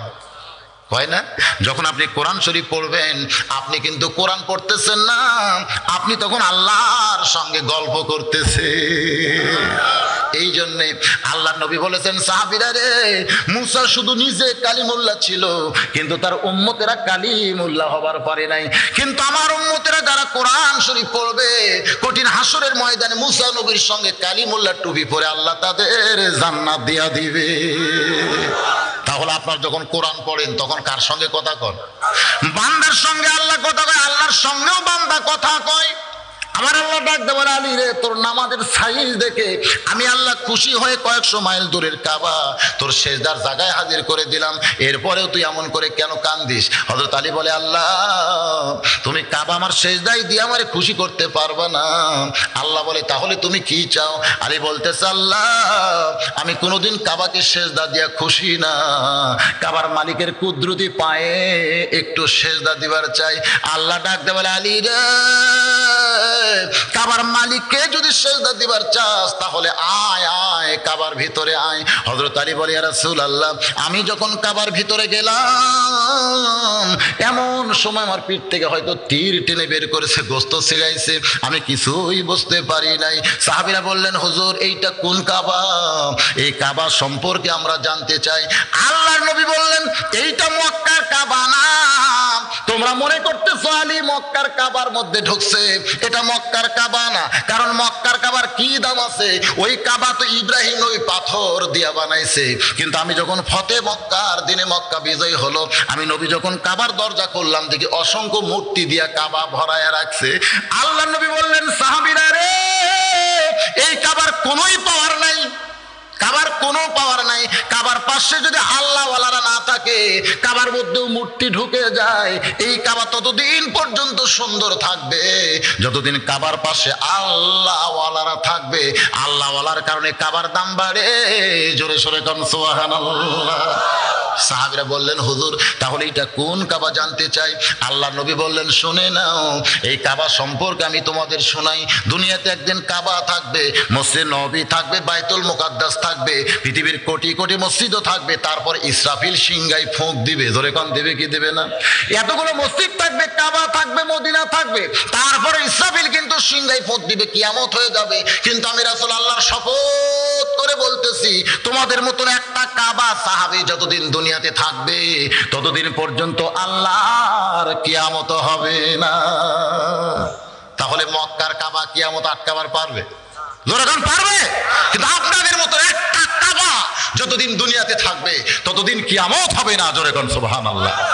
দাম বেশি কার? দাম বেশি কার? আমরা তো মনে করি কাবারই দাম, কাবারই দাম। ভাইজান একটু মনোযোগ দিয়ে শোনেন। ঘোড়া চোর এবার দরজা থেকে তাকায় দেখতেছে ভিতরে যে মানুষটা নামাজ পড়তেছে, নামাজের সাইজ কি? খারাপ না ভালো?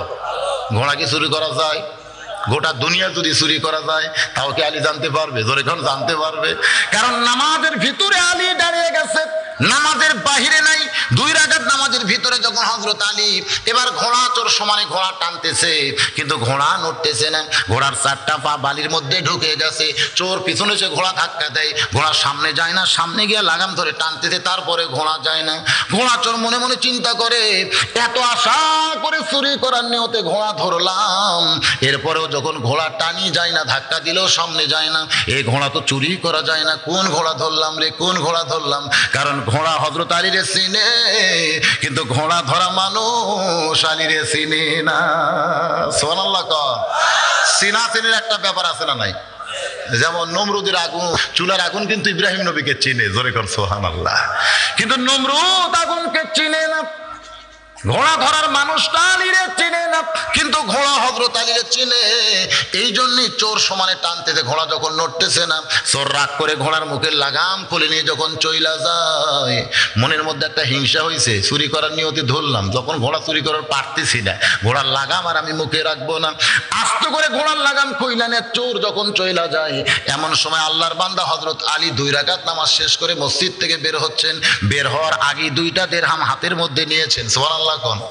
যদি পকেটের মধ্যে থাকে তাহলে কি? পকেটের মধ্যে যদি 2টা দিরহাম থাকে, যদি বাহির হইয়া দেখে যে ঘোড়া তো ঠিকই আছে, মানুষটা ধরি আছে, টাকা 2টা দিব না, আমি তার ওরে দিবার চাই না, এটা তো মনে মনে, ধরে কারণ ঠিক কি না?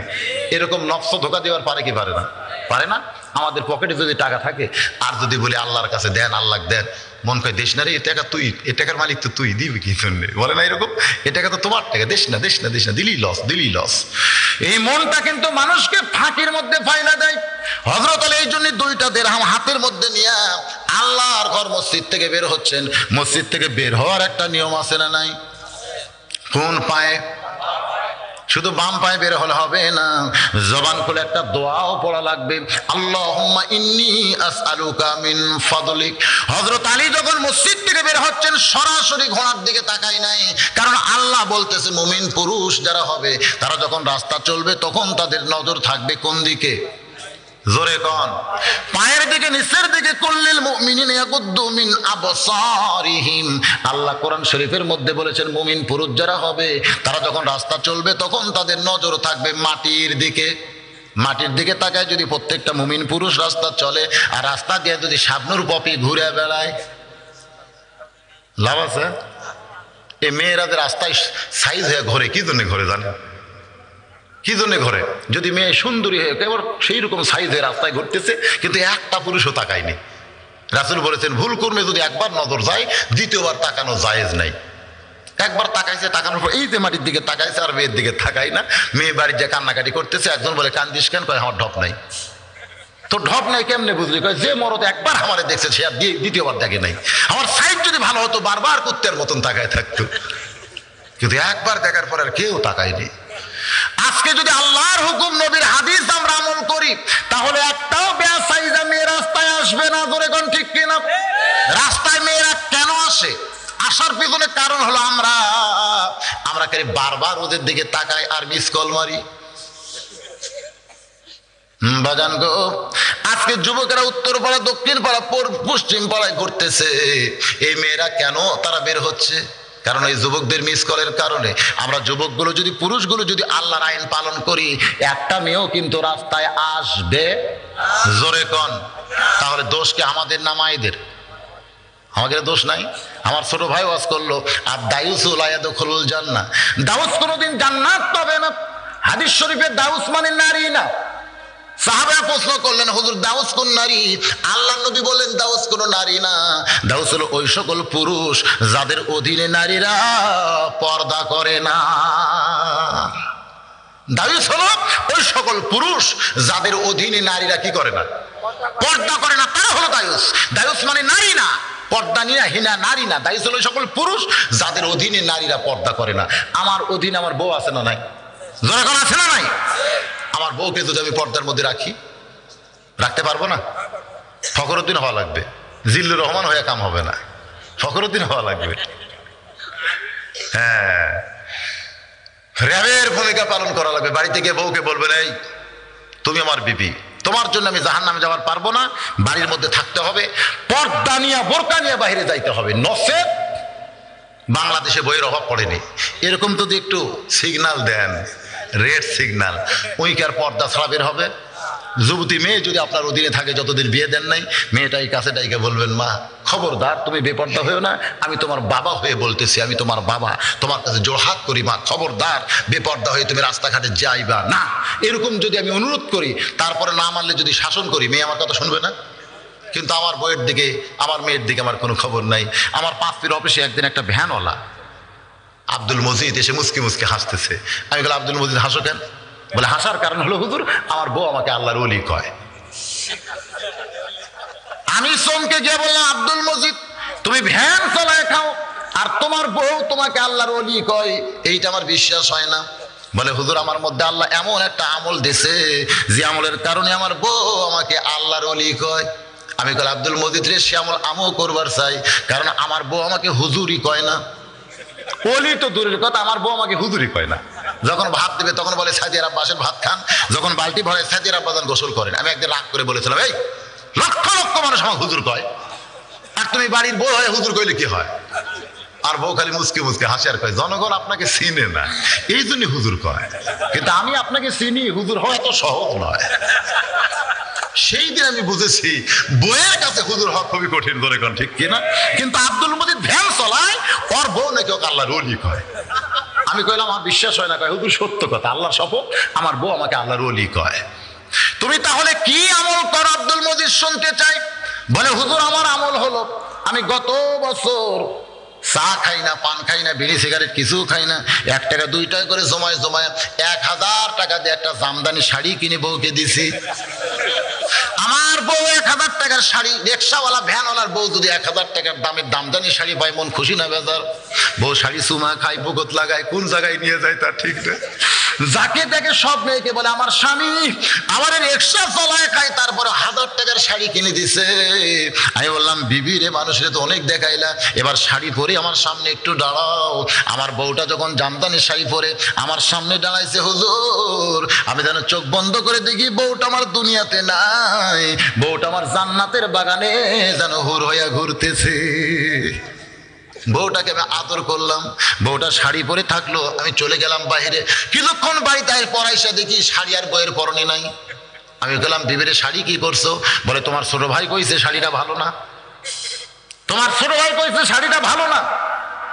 আব্দুল মজিদ কয়, হুজুর আমি হলাম স্বামী, আমার পছন্দের শাড়ি আমার বউকে কিনে দিছি, কিন্তু দেওরা কইছে শাড়িটা ভালো না। আর ভাবির সে কথা এমন পছন্দ হয়েছে, শাড়িটার পরলই না। আমি বললাম, শাড়িটা ভালো, তোমার কোলে হবে তাই, তোমার ভাই বলতেছে শাড়ি ভালো না, আমি আর পরবই না। শাড়ি কার জন্য? স্বামীর জন্য না দেওয়ার জন্য? জোরে এখন কার জন্য? কিন্তু দেওরা কইছে ভালো না, আর বউটা আমার শাড়ি পরলই না। এই বছর রমজানের প্রথম দিকে আমার বউ বলতেছে, স্বামী গো আমার শাড়ি আমি কিনবার চাই, আমার 1000 টাকা দেন, আমি মার্কেটে গিয়ে শাড়ি কিনবো, আপনার শাড়ি কেনার আর কোনো দরকার নাই। আমি আব্দুল মজিদ চমকে গেলাম। বর্তমান মেয়েদের মার্কেটে যাওয়ার কোনো পরিবেশ ধরে কোন আছে? আমি বললাম, বিবি রে, মার্কেটে যাওয়ার পারবা না, মার্কেটে যাওয়ার পরিবেশ নাই। বউটা খালি ঘ্যান ঘ্যান করে কান্দে, আর আপনার শাড়ি আমি নিব না, আমার শাড়ি আমি কিনবার চাই। আমি তখন দৌড়ে গিয়া দরজা লাগালাম, আমার বাড়ির দরজাতে একটা তালা মারলাম। আমার বউটা বলে, তালা মারছো কেন? বলে, একটু দেরি করো। আমি দৌড়ে গিয়ে কোদাল হাতে নিলাম, বারান্দায় মারছি চোট। আমার বউ চিল্লায় বলে, স্বামী গো দরজা বন্ধ করে বারান্দায় চোট মারলে কেন?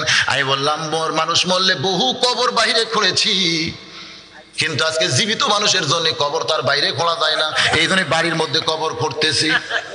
বউ বলে, কোন জীবিত মানুষকে কবর দিবা?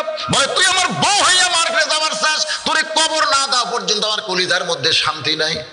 এই জন্য আবার যখন চোট ধরছি, হুজুর, আমার বউ দৌড়ে এসে আমার দুইটা পা চাইপা ধরে বলে, এখনই শাড়ি এনে আমি পরতেছি, এবছর শাড়ি দেওয়া লাগবে না, দুনিয়ার কারো পছন্দের দরকার নাই, আপনি যা বলবেন আমি তাই। বউটা যখন পা ধরে সমানে কাঁদতেছে, আমি আস্তে করে কোদাল ফাইলা দিলাম। আমার বউটা একটু দূরে গিয়ে মুস্কি মুস্কি হাসতেছে। আমি বললাম, বিবিরে তুমি কি পাগলি হয়ে গেলে? এখনই কানলে আবার এখনই হাসতেছে। আমার বউটা বলে, স্বামী গো, এতদিন বিশ্বাস করতাম আপনি আমার স্বামী, কিন্তু কিছুক্ষণ আগে কোদাল দিয়ে যে আমল শুরু করছেন, তখন আমার বিশ্বাস হয়েছে আপনি শুধু স্বামী না, আপনি হলেন আল্লাহর ওলি।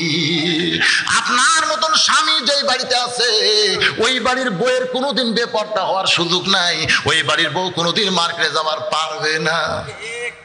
আমি বললাম, আব্দুল মজিদ রে, এইটাই বুঝি তোমার আমল? বলে, হুজুর আর একটা আমল আছে, মাপে 2 হাত। আমি কইলাম, মাপে 2 হাত, সে আমলটা কি? বলে, হুজুর আমি রাসূলের সুন্নাত বাড়িতে রাখছি, মাপে 2 হাত একটা লাঠি বানাইছি হুজুর, ওই লাঠিটা আমি আস্তে করে তীরের সঙ্গে দড়ি দিয়ে বাঁধে রাখছি। যখন আমার বউটা এদিক সেদিক ব্যাকা হয়ে হাঁটতেছে, আমার কথার সঙ্গে খুব একটা কথা মিলতেছে না, তখন আমি আস্তে করে লাঠিটা পায়রা নিয়ে আসা, মাথায় সরষের তেল সেই দিন আর আমি দেই না, ওই তেলটা আমি লাঠির উপর দেওয়া শুরু করি। বউটা চমকে বলে, স্বামী গো, লাঠি তেল দিচ্ছেন কেন? আমি বলি, মনে হয় লাঠি লাগতে পারে, এই জন্যই লাঠি তেল দিয়ে রাখতেছি। বউ জোর হাত করে বলে, লাঠি লাগবে না, লাঠি লাগবে না, যেখানকার লাঠি সেখানে রাইখে দেন। হুজুর, এই 2টা আমল আমার বাড়িতে বলবৎ আছে। আমি আব্দুল মজিদের হাত চাইপা ধরে বললাম, আব্দুল মজিদ রে, তোমার বউ শুধু তোমাকে আল্লাহর ওলি কইছে, আজ থেকে যত জায়গায় ওয়াজ করব, প্রত্যেকটা জায়গায় বলবো, আব্দুল মজিদ আসলে আল্লাহর ওলি।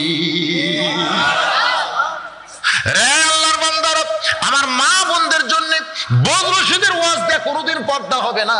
আমার মা বোনদের জন্য পর্দা যদি করতে চান, তাহলে স্বামী হইয়া নিজের বউকে, বাবা হইয়া নিজের মেয়েকে পর্দার জন্য আইন করা লাগবে। ধরে কোন ভাইজান, ঠিক কিনা বলেন? আমার ওয়াজ দিয়ে আপনার বউ পর্দা করবে? কখনোই পর্দা করবে না, কারণ বক্তার ওয়াজ এটা তো আইন না, বক্তার ওয়াজ। আর বাড়িতে স্বামী করবে আইন। ধরে কোন কি? আমি কি আইন তৈরি করতে পারবো? আইন করতে হবে আপনাদেরকে। যেটা বলতেছিলাম, খুব মনোযোগ দিয়ে শোনেন। হযরত আলী 2টা দিরহাম হাতের মধ্যে নিয়ে মাটির দিকে তাকায় ঘোড়ার দিকে আসতেছেন, নিয়ত করছেন 2টা দিরহাম ঘোড়া ধরার মানুষকে দিবে। কিন্তু ঘোড়ার কাছে আইসা দেখে ঘোড়া ধরা মানুষ নাই, ঘোড়ার মুখেও লাগাম নাই, ঘোড়া ধরা মানুষ নাই, ঘোড়ার মুখেও। এখন হযরত আলী 2টা দিরহাম কারে দেয়? ঘোড়া ধরা মানুষ নাই, ঘোড়ার মুখেও লাগাম নাই। হযরত আলী বললেন, বেকায়দায়, কারণ যে ঘোড়ার মুখে লাগাম নাই, সেই ঘোড়ার পিঠে চড়ে কেউ যদি গন্তব্যে যাবার চায়, আপনারা বলেন কি যাইতে পারবে? একই অবস্থা। হযরত আলী চিন্তায় পড়ে গেলেন, এই লাগাম ছাড়া ঘোড়ার পিঠে চড়ে আমি এখন কেমনে যাই, আমি কি করব? বিপদে পড়ে গিয়া ঘোড়ার কানটা ধরে যখন হযরত আলী চিন্তা করে, এমন সময় দেখতে পায় রাস্তা দিয়ে একজন আল্লাহর বান্দা আসতেছে।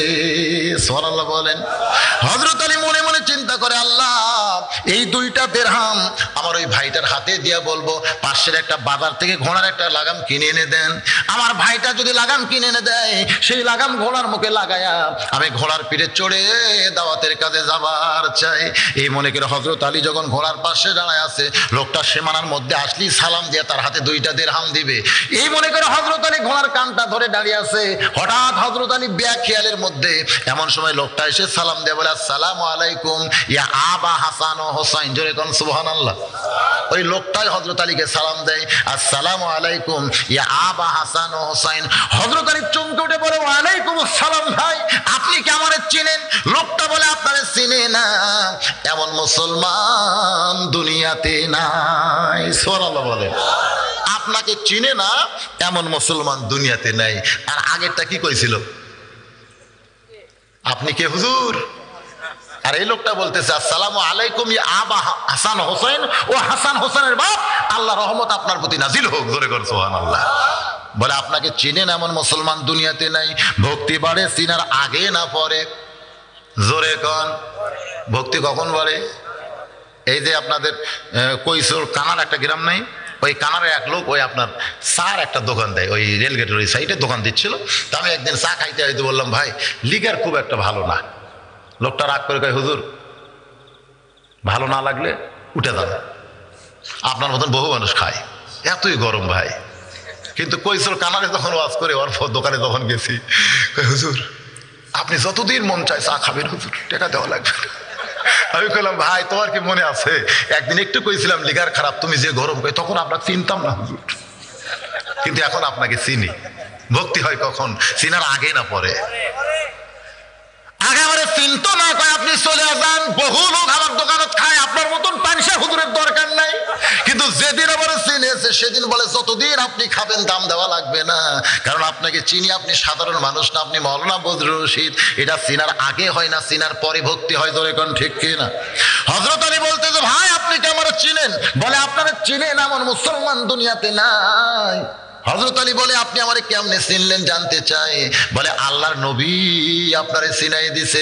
আল্লাহর নবী একদিন সাহাবীদের সামনে বলেছিল, রে আমার সাহাবীরা রে, তোমরা শুনলে আশ্চর্য হয়ে যাবে, তোমাদের মাঝখানে এমন একজন মহান ব্যক্তি বসে আছে যে আমি নবীর দিক চাইতেও দুই দিক দিয়ে সৌভাগ্যবান। সুবহানাল্লাহ বলেন।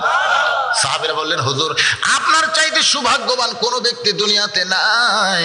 আপনাকে সৃষ্টি না করলে আল্লাহ কুল কায়নাত সৃষ্টি করতো না, তাহলে আপনার চাইতে সৌভাগ্যবান ব্যক্তি দুনিয়াতে কে আছে? আমরা এটা শুনতেও চাই না।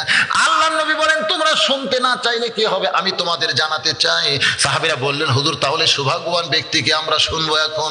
আল্লাহর নবী বললেন, তাহলে শুনে নাও, বাবা আদম থেকে আমি নবী পর্যন্ত যত নবী দুনিয়াতে আইছে, এই নবীর বিবিরা জান্নাতি, কিন্তু জান্নাতি নারীদের নেত্রী কোন নবীর বিবি হতে পারবে না।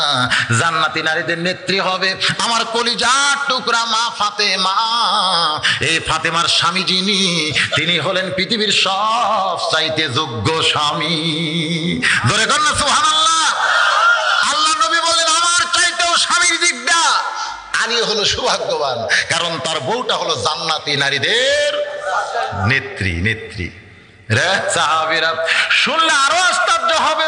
বাবা আদম থেকে আমি নবী পর্যন্ত যত নবী দুনিয়াতে আইছে, এই নবীর সন্তানেরা জান্নাতি নবী হওয়ার পারবে, কিন্তু জান্নাতি যুবকদের সর্দার কোন নবীর সন্তান হতে পারবে না। জান্নাতি যুবকদের সর্দার হবে আমার কলিজার টুকরা হাসান আর হোসাইন। এই হাসান হোসেনের বাবা যিনি, তিনি হলেন পৃথিবীর সবচাইতে সৌভাগ্যবান বাবা। আল্লাহ নবী আপনারা চিনাই দিছে। আপনারা চিনেন এমন মুসলমান দুনিয়াতে আছে?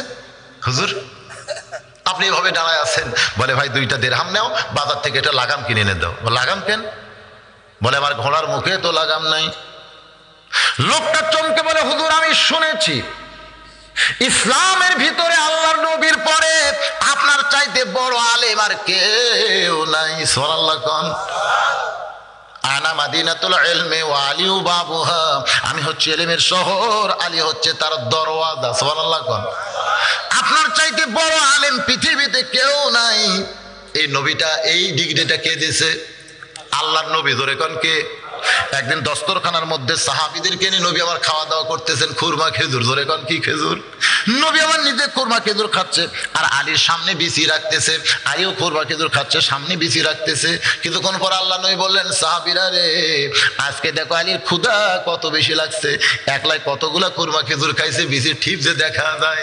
হযরত আলী দাঁড়িয়ে বলেন, নবীর সাহাবীরা রে, আমার ক্ষুধা বেশি লাগছে, আমি বিছি বেশি বের করেছি, এটা ঠিক, কিন্তু তোমরা বলো তো ক্ষুধা কার বেশি, যে বিসি বের করে না বিসি সহ খায়?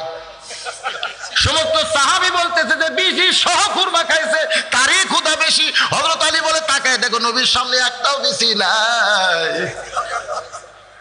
সঙ্গে সঙ্গে নবী আমার দাঁড়িয়ে বলে, রে সাহাবীরা রে, আমার আমি সাধারণ কোন মানুষ না, আমি হচ্ছে ইলমের শহর, আলী হচ্ছে তার দরওয়াজা। আল্লাহ রাসূল দুনিয়া থেকে বিদায় নেওয়ার পরে প্রত্যেকটা সাহাবী হযরত আলীকে ওস্তাদের মতো সম্মান করতেন। সুবহানাল্লাহ কোন। ওস্তাদের সম্মান ইসলামে আছে? ইসলামে আছে, ইসলামে আছে। ইসলামে কিন্তু ওস্তাদের সম্মান আছে। ইসলাম যখন মাদ্রাসার মধ্যে যাবেন তখন দেখতে পাবেন এখানে শহর দিকে একটা মাদ্রাসা আছে না নাই? ওই মাদ্রাসায় গিয়ে দেখবেন হুজুরকে কেমন ছাত্ররা সম্মান করে। আবার আজিজুল হক কলেজেও যাই দেখবেন ওটিও করতেছে, সাইডে সিগারেট টান মারতে। এক স্যার আমার কইছে, আজিজুল হক কলেজের এক স্যার রহমত আমাদের গ্রামে বাড়িও কইছে, কোনো সম্মান নাই, সিগারেট টানতেছে আর সামনে চলতেছে। যদি কোনো শিক্ষক একটু কড়া নজরে তাকায়, 2-4 ছাত্র মিলে আবার পিটুনো দেয়। কিন্তু ইসলামে কেমন সম্মান হুজুরকে দেওয়া হয়, উস্তাদকে দেওয়া হয়। নোমান ইবনে সাবিত ছোট্ট একটা ঘটনা শোনেন। যখন মাদ্রাসার ছাত্র উস্তাদ তাকায় দেখে পায়ের মধ্যে জুতা নাই, ওস্তাদ বলে, নোমান রে, মরুভূমির দেশে মাদ্রাসায় তুমি পড়ো, তোমার পায়ের মধ্যে জুতা নাই বাবা, তুমি কি জুতা পরে আসতে পারো না? বালিক এত গরম কি তোমার পায়ের তালুতে লাগতেছে না? নোমান কান্দে বলে, হুজুর আমার বাবা এতই গরিব মানুষ, জুতা কেনার কোনো পয়সা নাই, এই জন্যই তো খালি পায়ে মাদ্রাসা আমার আসতে হয়। ওস্তাদ বলে, বাবা তাহলে মাদ্রাসা ছুটি হলে তোমার কামরায় যাইও। মাদ্রাসা যখন ছুটি হয়েছে, নোমান ইবনে সাবিত হুজুরের কামরায় গেছে। ওস্তাদ চোখের তল থেকে এক জোড়া পুরানো কাপড়ের জুতা বের করে বলে, বাবা এই জুতা আগে আমি পায়ে দিতাম কিন্তু আর পায়ে দেই না, এই জুতা জোড়া তোমার আমি দিয়ে দিলাম, এই জুতা পরে তুমি আগামীকাল থেকে মাদ্রাসায় চলে আসবে, কারণ তোমার পায়ে বালির গরম লাগলে আমি ওস্তাদ বড় কষ্ট পাই। নোমান ইবনে সাবিত কাপড়ের জুতা বগলের মধ্যে নিয়ে বাড়ির দিকে যার চিন্তা করে, যেই জুতা আমার হুজুর পায়ে দিছে সেই জুতা আমি পায়ে দিলে হুজুরের সম্মানের ক্ষতি হবে। হুজুর যখন আমারে দিতে কইছে আমি দিবই দিব, তবে পায়ে দিব না। বাড়িতে যাইয়া কাপড়ের জুতা সুন্দর করে পরিষ্কার করে ওই জুতার কাপড় খুলে সারা রাত ধরে নোমান ইবনে সাবিত মাথার টুপি বানাইছে। পরদিন সেই টুপি পরে মাদ্রাসায় চলে আইছে। ওস্তাদ পায়ের দিকে তাকায় দেখে জুতা নাই। মনে মনে ভাবতেছে, আমার পুরান জুতা বলে তুই ঘৃণা করে রাস্তায় ফাইলা দিয়া বাড়িতে গেছিস, আমার পুরান জুতা বলে তুই পায়ে দিলি না। রে নোমান, মাদ্রাসা ছুটি হলে তুই আমার কামরায় যাবি। যেই মাদ্রাসা ছুটি হয়েছে, নোমান ইবনে সাবিত যখন কামরায় যায়, ওস্তাদ চামড়ার চাবুক দিয়ে সমান তালে পিটন শুরু হয়েছে। মারতে মারতে মারতে মারতে এক সময় চামড়া কেটে রক্ত দিয়া যখন নোমানের জামা ভিজে যায়, ওস্তাদ চাবুক ফাইলা দিয়ে বলতেছে, বেটা রে তোর আমি অত্যন্ত ভালোবাসি, আমার হাতে যদি টাকা থাকতো তোর এক জোড়া নতুন জুতা কিনে দিতাম, কিন্তু বর্তমানে আমার হাতেও টাকা নাই, আমি পুরানো এক জোড়া জুতা তোর পায়ে দেওয়ার জন্য দিলাম, কিন্তু ঘৃণা করে জুতা পায়ে দিলি না, রাস্তায় ফাইলা দিয়ে মাদ্রাসায় আইছিস, এই জন্যই তোরে যে মারতেছি, তুই যে কিছুই বলিস না। নোমান মুসকি মুসকি হাসার পরে, হুজুর আপনি শুধু আমার পায়ের দিকে দেখেন, একটা বার কি আমার মাথার দিকে আপনি দেখবেন না? ওস্তাদ মাথার দিকে তাকায় বলে, নোমান রে, তুই জুতার কাপড় দিয়ে মাথার টুপি বানাইছিস, একটা বার যদি আমার বলতিস বাবা আমি তোরে মারতাম না, তোরে মারতাম না, এত মার তোরে দিলাম, তুই যে কিছুই বললি না। নোমান মুসকি মুসকি হাসে আর বলে, হুজুর গত কয়েকদিন আগে আল্লাহর কোরআন পড়ে যখন ঘুমিয়ে গেলাম, কে দূর থেকে আমারে বলতেছে, নোমান রে আল্লাহর কোরআন শিখতে গিয়া ওস্তাদের হাতে যত জায়গায় পিটন খাবি, ওই জায়গায় জাহান্নামের আগুন কোনোদিন স্পর্শ করবে না। হুজুর আমাকে আরো মারেন, মারতে মারতে আমার গোটা দেহ রক্তাক্ত করে দেন, দুনিয়ার পিটন আমি সইতে পারবো, কিন্তু জাহান্নামের আগুন আমি সইতে পারবো না। ওস্তাদ সঙ্গে সঙ্গে বুকের মধ্যে নিয়ে কপালে একটা চুমা দিয়ে বলে, নোমান রে তুই ওস্তাদকে এত সম্মান দিলি বাবা, আমি তোর জন্য আল্লাহর কাছে দোয়া করি, আল্লাহ যেন জগৎ বিখ্যাত আলিম তোরে বানায় দেয়। এই নোমান ইবনে সাবিত আর কেউ না, ইনি হলেন আমাদের ইমামে আজম আবু হানিফা। এখন বলেন, ইসলামে ওস্তাদের সম্মান আছে না নাই? হযরত আলীকে সকলে ওস্তাদ বিশ্বাস করতেন, এই কারণে তাকে সবাই জ্ঞানী জানতেন। লোকটা বলে, হুজুর আপনি এত বড় জ্ঞানী হওয়ার পরে এই লাগাম ছাড়া ঘোড়া নিয়ে কেমনে বের হলেন জানতে চাই। হুজুর আপনি লাগাম ছাড়া ঘোড়া নিয়ে কেমনে বের হলেন জানতে চাই। হযরত আলী বলেন, ঘোড়ার মুখে লাগাম ছিল কিন্তু বর্তমানে নাই। বর্তমানে কেন নাই? বলে এত প্রশ্ন কেন? বল প্রশ্ন এই জন্য, আপনি সাধারণ মানুষ না, সাধারণ মানুষ হলে এত প্রশ্ন করতাম না, আপনি হলেন জ্ঞানী আলেমদের আলেম। ধরে দেন সুবহানাল্লাহ। জ্ঞানী মানুষ ভুল করলে সাধারণ মানুষ কিন্তু তারা চুবড়ে ধরে, ধরে কি ধরে না ভাই? 12টাতে পার হয়ে গেছে, আর কিছুক্ষণ করবো না, রাত হয়ে যাক না। জ্ঞানী মানুষ ভুল করলে সাধারণ মানুষের চুবড়ে ধরে, এটা আমার জীবনে বাস্তব। আমি 5 ফিট বাজারে এই পকেটে 200 টাকা রাইখা আমি বাজার করতেছি, আলু বেগুন মরিচ সব কেনা হয়েছে। কেনার পরে তখন পকেটে হাত দিয়ে টাকা নেই। দোকানদার বলতেছে হুজুর কি খুঁজতেছেন? বললাম টাকা ভাই, এই পকেটে টাকা রাখছিলাম তা নাই। হুজুর আপনি ওয়াজ করেন না? হ্যাঁ ওয়াজ করি তো। আপনার ওয়াজ জনগণ শোনে? শোনে তো না। কোন পকেটে টাকা রাখা লাগবে সেটা যে জানে না, তার ওয়াজ জনগণ শোনে? হুজুর এই পকেটের মধ্যে টয়লেট পেপার, মেসোয়াক, চিরুনি এগুলা রাখবেন, আর টাকা রাখবেন এই পকেটে। আপনি এত বড় আলিম হইয়া কোন পকেটে টাকা রাখা লাগবে সেটাই আপনি জানেন না? আপনি ওয়াজ করেন, জনগণ আপনার ওয়াজ শোনে? আমি কইলাম ভাই টাকা হারাছে আমার, আর তুমি হয়েছে গরম। গরম হবে না মানে? আপনার শিক্ষিত মানুষ কোন পকেটে টাকা রাখা লাগবে তাই জানেন না? আমি দৌড়াত করে বললাম ভাই তোমার ব্যাগের সব কিছু ঢালে নেও, ব্যাগটা খালি আমারে দাও। বলে হুজুর আপনি গোটা দোকান নিয়ে যান, আমার আপত্তি নেই, কিন্তু আপনি এই ভুল করলেন কেন? সাইড থেকে একজন বলতে যে কি হয়েছে রে? আমি দৌড়াত করে বললাম ভাই ভাই তুমি যা দেওয়া দিছো অকার খোয় না, ও যদি আবার তেমন দেয়। আমি যখন বাজার নিয়ে 5 স্টেশনের দিকে আইলাম, সবাই বলতে হুজুর আপনার পকেটের টাকা নাকি পকেট মার মারছেন। হাই রে সর্বনাশ, যাই শুনতেছে তাই বলতে হুজুর আক্কেল নাই রে, কোন পকেটে টাকা রাখা লাগবে আক্কেল নাই। সেদিন থেকে আমি বিশ্বাস করি জ্ঞানী ব্যক্তি যদি ভুল করে সাধারণ মানুষ তার চুবড়া ধরে। হযরত আলী জ্ঞানীর বাপ ছিলেন, জোরে কান সুবহানাল্লাহ। যার কারণে লোকটা বলে হুজুর এত বড় জ্ঞানী মানুষ হইয়া আপনি লাগাম ছাড়া ঘোড়া নিয়ে কেমনে বের হলেন? হযরত আলী বলতে যে ঘোড়ার মুখে লাগাম ছিল কিন্তু বর্তমানে নাই।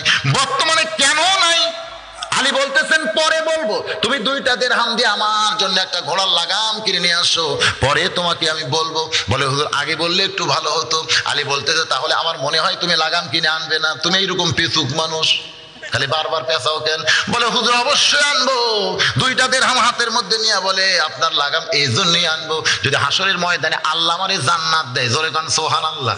হযরত আলী বলে আমার ঘোড়ার লাগাম এনে দিলি আল্লাহ তোমারে জান্নাত দিবে, এই বুঝটা তোমারে কে দিয়েছে? বলে এই বুঝটা তো আমি পাইছি হযরত ওসমান গনির কাছে। জোরে কান সুবহানাল্লাহ।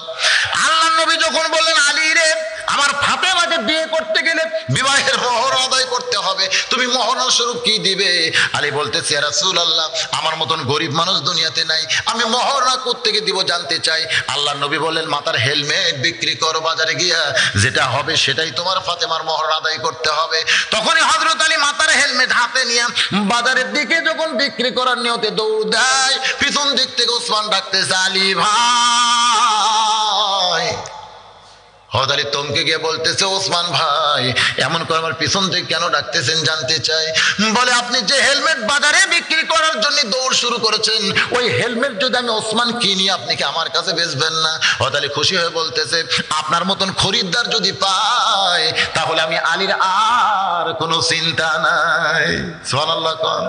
ওসমান গনি বললেন কত দাম নিবা? হযরত আলী বললেন চাইলেই ঠকা।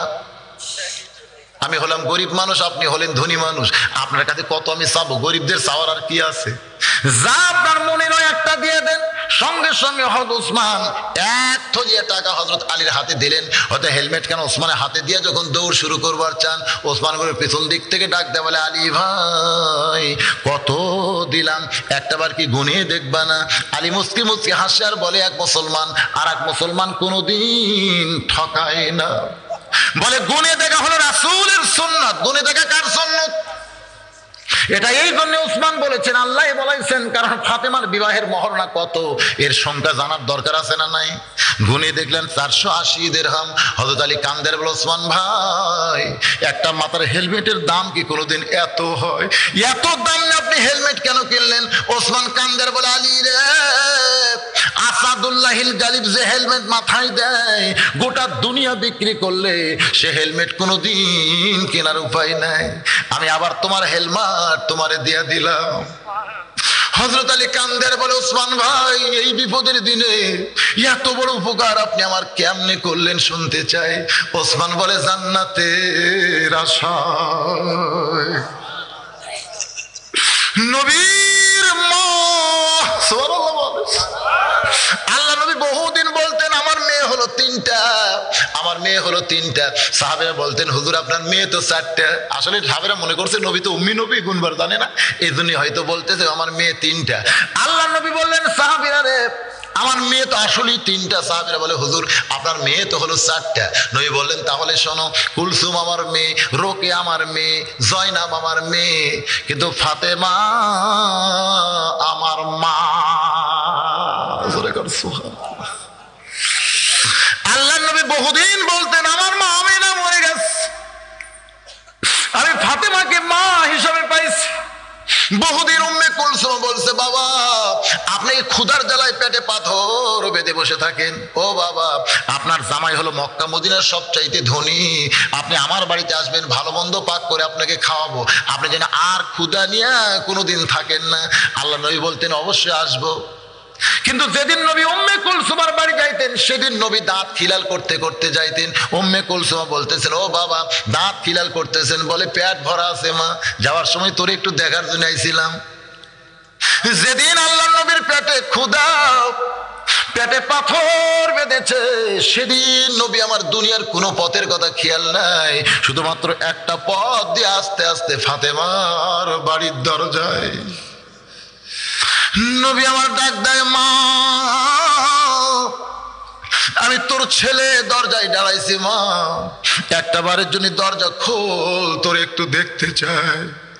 ফাতেমা কান্দের বলে বাবা এমন কাপড় আমার পরনে, আমি দরজা খুলতে পারবো না, আপনি ফিরে যান, আপনি ফিরে যান, কারণ যে কাপড় পরে আমি আছি কেমনে আপনার জন্য দরজা খুলি। আল্লাহ নবী মাথার পাগড়ি এক টান দিয়ে খুলে জানলা দিয়া দিয়া বলে মা এই মাথার পাগড়ি পরে তুই দরজা খোল। ফাতেমা কান্দের বলে যার জুতার পরশে আল্লাহর আরশ ধন্য হয়ে যায় সেই নবীর মাথার পাগড়ি কি কোনোদিন পরা যায়? আল্লাহর নবী বলে সবাই আমার নবী মানবে, তাহলে আমার ছেলে হিসাবে কে ডাকবে? আমি কোনোদিন তোর কাছে নবী হওয়ার চাই না মা, আমি তোর সন্তান হয়ে তোরে মা মা বলে ডাকতেছি, আমার পাগড়ি তোর পড়তে কোনো অসুবিধা নাই, মা দরজা খোল। তুই দরজা না খুললে এই দরজায় আমি বসে থাকবো, আমি কিন্তু যাব না। আল্লাহ নবী যখন দরজায় বসতে চায় এমন সময় বলে বাবা দেন আপনার পাগড়ি দেন। এবার নবীর মাথার পাগড়ি নিয়ে ফাতেমা সেই পাগড়ি পরে যখন দরজা খুলে দেয় আল্লাহ নবী আস্তে করে জুব্বা তুলে বলে মা এই জন্যই তো তোর বাড়িতে আইছি মা, ক্ষুধার জ্বালায় বড় কষ্ট পাই, তাড়াতাড়ি একটু খাবার দে তো মা, একটু খাবার দে। ফাতেমা কান্দের বলে বাবা উম্মে কুলসুমা কতদিন আপনাকে বলে ক্ষুধা লাগলে আপনি তার বাড়িতে যাবেন, কিন্তু ভুল করে আপনি ফাতেমার বাড়িতে আইছেন বাবা, আজকে 3 দিন হলে ফাতেমার বাড়িতে কোনো খাওয়া না। আল্লাহ নবী বলে মা তাহলে তোর ডান হাতখানা দে তো মা, আমি একটু কি যেন করতে চাই। মা ফাতেমা যখন ডান হাতখানা নবীর দিকে দেয়, নবী আমার আস্তে করে নবুয়তের মুখ দিয়ে চুমা খায়, বলে আল্লাহ আমার মায়ের হাতের মধ্যে যে এত মজা, এক চুমা খাওয়ার সঙ্গে সঙ্গে আমার ক্ষুধা তৃষ্ণা সব দূর হয়ে যায়। সেই ফাতেমাকে বিয়ে করবে আলী, তার বিবাহের মহড়ার স্বরূপ আমি ওসমান একটু উপকার করেছি জান্নাতের আশায়, আমি জান্নাতের আশায় করছি ভাই। লোকটা বলে হুজুর ওসমানের মতন মহান ব্যক্তি জান্নাতের আশায় যদি আপনার মাথার হেলমেট ক্রয় করে আবার টাকা হেলমেট দুইটাই দেয়, আমি কেন জান্নাতের আশায় আপনার ঘোড়ার লাগাম কিনে আনবো না?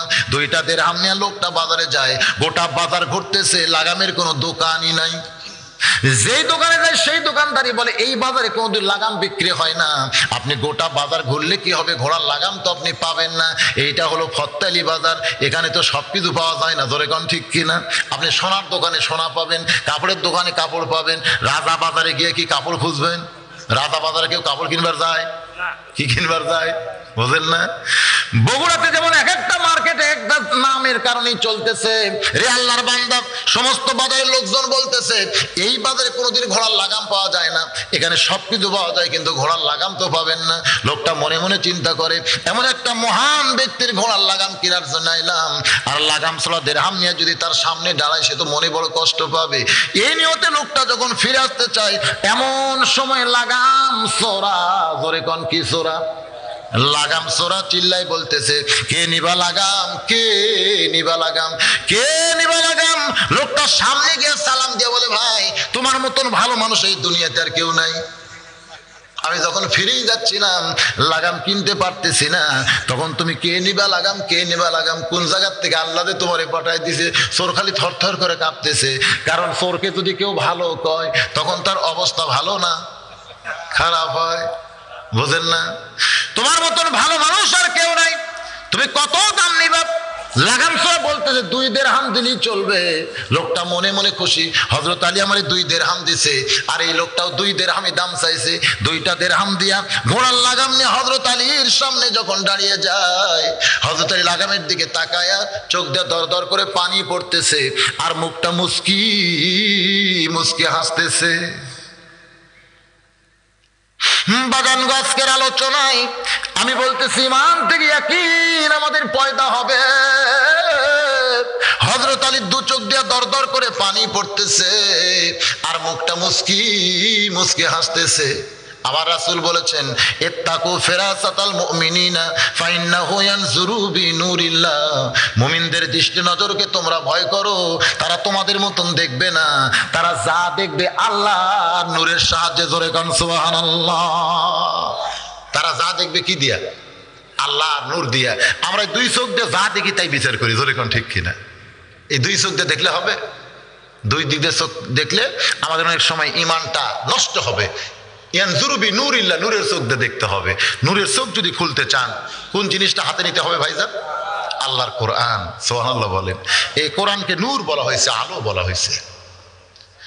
এই কোরআন যত তেলাওয়াত করবেন, ওয়াইজা তুলিয়াত আলাইহিম আয়াতুহু জাদাতুহুম ঈমানান। আজকের এই মাহফিলে তো কোনো কালেকশন নাই, আছে? দেখেন যদি চেষ্টা, মানে আমি ওয়াজ করতেছি ভাইজান, একজন পিছন থেকে বলতেছে বেশি রাত না, ফজর নামাজ পড়বে না। ঠিক আছে তো, বাড়ির যে ঘুম পড়া লাগবে ফজরের নামাজ। আসলে তো তাই, বেশি রাত জায়গা যদি ঘুম দেই, নামাজ যদি না হয়। মুরব্বী যা বুঝে ঠিকই বুঝছে, কিন্তু একটা মন্ত্র আমি আপনাদের শিখাই দিব, এইটা যদি আপনারা তেলাওয়াত করে ঘুমায় যান, আল্লাহ আপনাদের চেতন করে দিবে। সুবহানাল্লাহ কোন? সেই মন্ত্রটা কি? আল্লাহুম্মা বিইসমিকা আমুতু আহইয়া। ওযু করে এই দোয়াটা পড়ে দরুদ পড়তে পড়তে আপনারা ঘুমায় যাবেন। মুয়াজ্জিনের আসসালাতু খায়রুম মিনান নাওম যতই ল্যাপ মাথার উপর দিয়ে তুলে দেন, কানের মধ্যে ঢুকে দিবে আল্লাহ। কারণ ঘুম দেওয়ার মালিককে। অনেক লোক কিন্তু রাত 12টার পরে ঘুমের বড়ি খায়, তাও ঘুম ধরে না। ধরে কোন ঠিক না? এরকম আছে না নাই? তাহলে ঘুম দেওয়ার মালিককে, চেতন করার মালিককে। আল্লাহ পাকের কাছে আমরা দোয়া করব, আল্লাহ যেন আজকে আমাদের সবাইকে চেতন পাইয়া ফজরের নামাজ যেন জামাতের সঙ্গে আদায় করার তৌফিক দেয়। সকলে বলে আল্লাহুম্মা আমিন। মুরব্বী ঠিকই বলেছে, কারণ আমি যখন উঠছি ভাই, তখন অবশ্য এরকম টাইমে উঠছিলাম, 10টা পরে উঠছিলাম, এখনো 10টা 20 বেজে গেছে। কন্টিনিউ আমি 2 ঘন্টা ওয়াজ করার পরে আমাকে অবশ্য একটা ইশারা দেওয়া বলে, যদি কিছু দেয়, যুবকেরা মাহফিল করতেছে, যদি আপনাদের কারো একটু মন চায় 10 টাকা 20 টাকা 50 টাকা 100 টাকা, এর জন্য 5টা মিনিট। তারপর হযরত আলী কাঁদতেছে আর হাসতেছে, মনে আছে আপনাদের? লাগামের দিকে তাকায় এরপরের কি ঘটনা শোনার দরকার আছে না নাই? হ্যাঁ, এই জন্য 5টা মিনিট আমি আপনাদের সুযোগ দিলাম। যুবকদের বলতেছি, বাবা বহু টাকা তো মোবাইলে ফ্যাক্সি দিছো, আজকে জান্নাতে ফ্যাক্সি দেওয়া যায় না? এই বলার সঙ্গে সঙ্গে এক যুবক দৌড়াইছে, মাশাআল্লাহ মাশাআল্লাহ, 100 টাকা জান্নাতে ফ্যাক্সি দিছে, মাশাআল্লাহ মাশাআল্লাহ, 100 টাকা দিছে। এরকম কি আর 100 200 500 দেওয়ার লোক নাই? হ্যাঁ, শহর দিকে আল্লাহ রহমত করবে। আসো বাবা, এদিকে আসো। রহমত যাই বলতেছে, একটু আসো, রহমতুল্লাহ চলে আসো, সোনার চান চলে আসো। 10 12 20 12 যাই যা পারো আল্লাহর রাস্তায় একটু দান করো। আল্লাহর একজন বান্দাকে চকচকে 100 টাকা দিছে বাবা। দেখেন তো, এরকম কারো মন চায়? এই যুবকদেরকে সহযোগিতা করেন। কোরআনের মাহফিল প্রত্যেক বছর করবে, না করলে গান নিয়ে আসবে। কয়েকদিন আগে ফরিদা পারবেন গান হলো না? হ্যাঁ, এই জায়গাতে আছে। মাশাআল্লাহ। কি রে, মাশাআল্লাহ না মরশালা? এই জায়গায় হয়েছে, এই জায়গায়। আল্লাহ, আসলে জায়গার কোনো দোষ নাই, জায়গার কোনো দোষ নাই। ওদিকে অন্ধকার, ওদিকে অন্ধকার, ওই অন্ধকারের কোনো দোষ নাই। আলো জ্বলান লাগবে, তোর এখন ঠিক কিনা? আলো জ্বলাইলে অন্ধকার দূর হয়ে যাবে। জায়গার কোনো দোষ নাই। জায়গাটা আজকে জান্নাতের বাগান হয়ে গেছে। তো আপনারা গানের মাহফিল না করে যুবকরা যেন কোরআনের মাহফিল করে সহযোগ। ওয়ালাইকুম আসসালাম, মাশাআল্লাহ। আমার এক ভাই 100 টাকা করছে দান, আর এক ভাই 100 টাকা দান করছে, আল্লাহ কবুল করেন। আল্লাহ বিসমিল্লাহির রহমানির রহিম। আল্লাহ তোমার একজন বান্দা 40 টাকা করা মানিকে যা ছিল সব করছে দান, আল্লাহ কবুল করেন। আর একজন 10 টাকা করছে দান, ভ্যান চালায়, জমি জমা নাই, ভ্যান চালায়। দেখেন কি বুঝেছে ওইটা আমার সম্পত্তি। আল্লাহ শরীরকে যেন সুস্থ রাখে, কামাই যেন বরকত দেয়। এই কোরআনের মাহফিলে দান করার কারণে আল্লাহ যেন জান্নাত ঘরের মালিক বানায়। আল্লাহ তোমার বান্দারা পাগলের মতন দান করতেছে, আল্লাহ কবুল করেন। যারা যে নিয়তে দান করলো আল্লাহ দানকে কবুল করেন। আল্লাহ নেক নিয়ত নেক আশা পুরা করেন, আল্লাহুম্মা আমিন।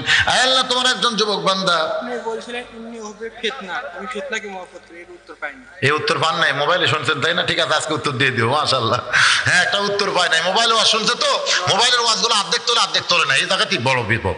আল্লাহ তোমার একজন বান্দা 20 টাকা, আর একজন 10 টাকা, আর একজন 10, আর একজন 20, আর একজন 40, আর একজন 120, মাশাআল্লাহ মাশাআল্লাহ। 500 টাকার লোট শহর দিকে নাই রে, 500 টাকার লোট নাই রে, 500 টাকার লোট নাই নাই নাই নাই।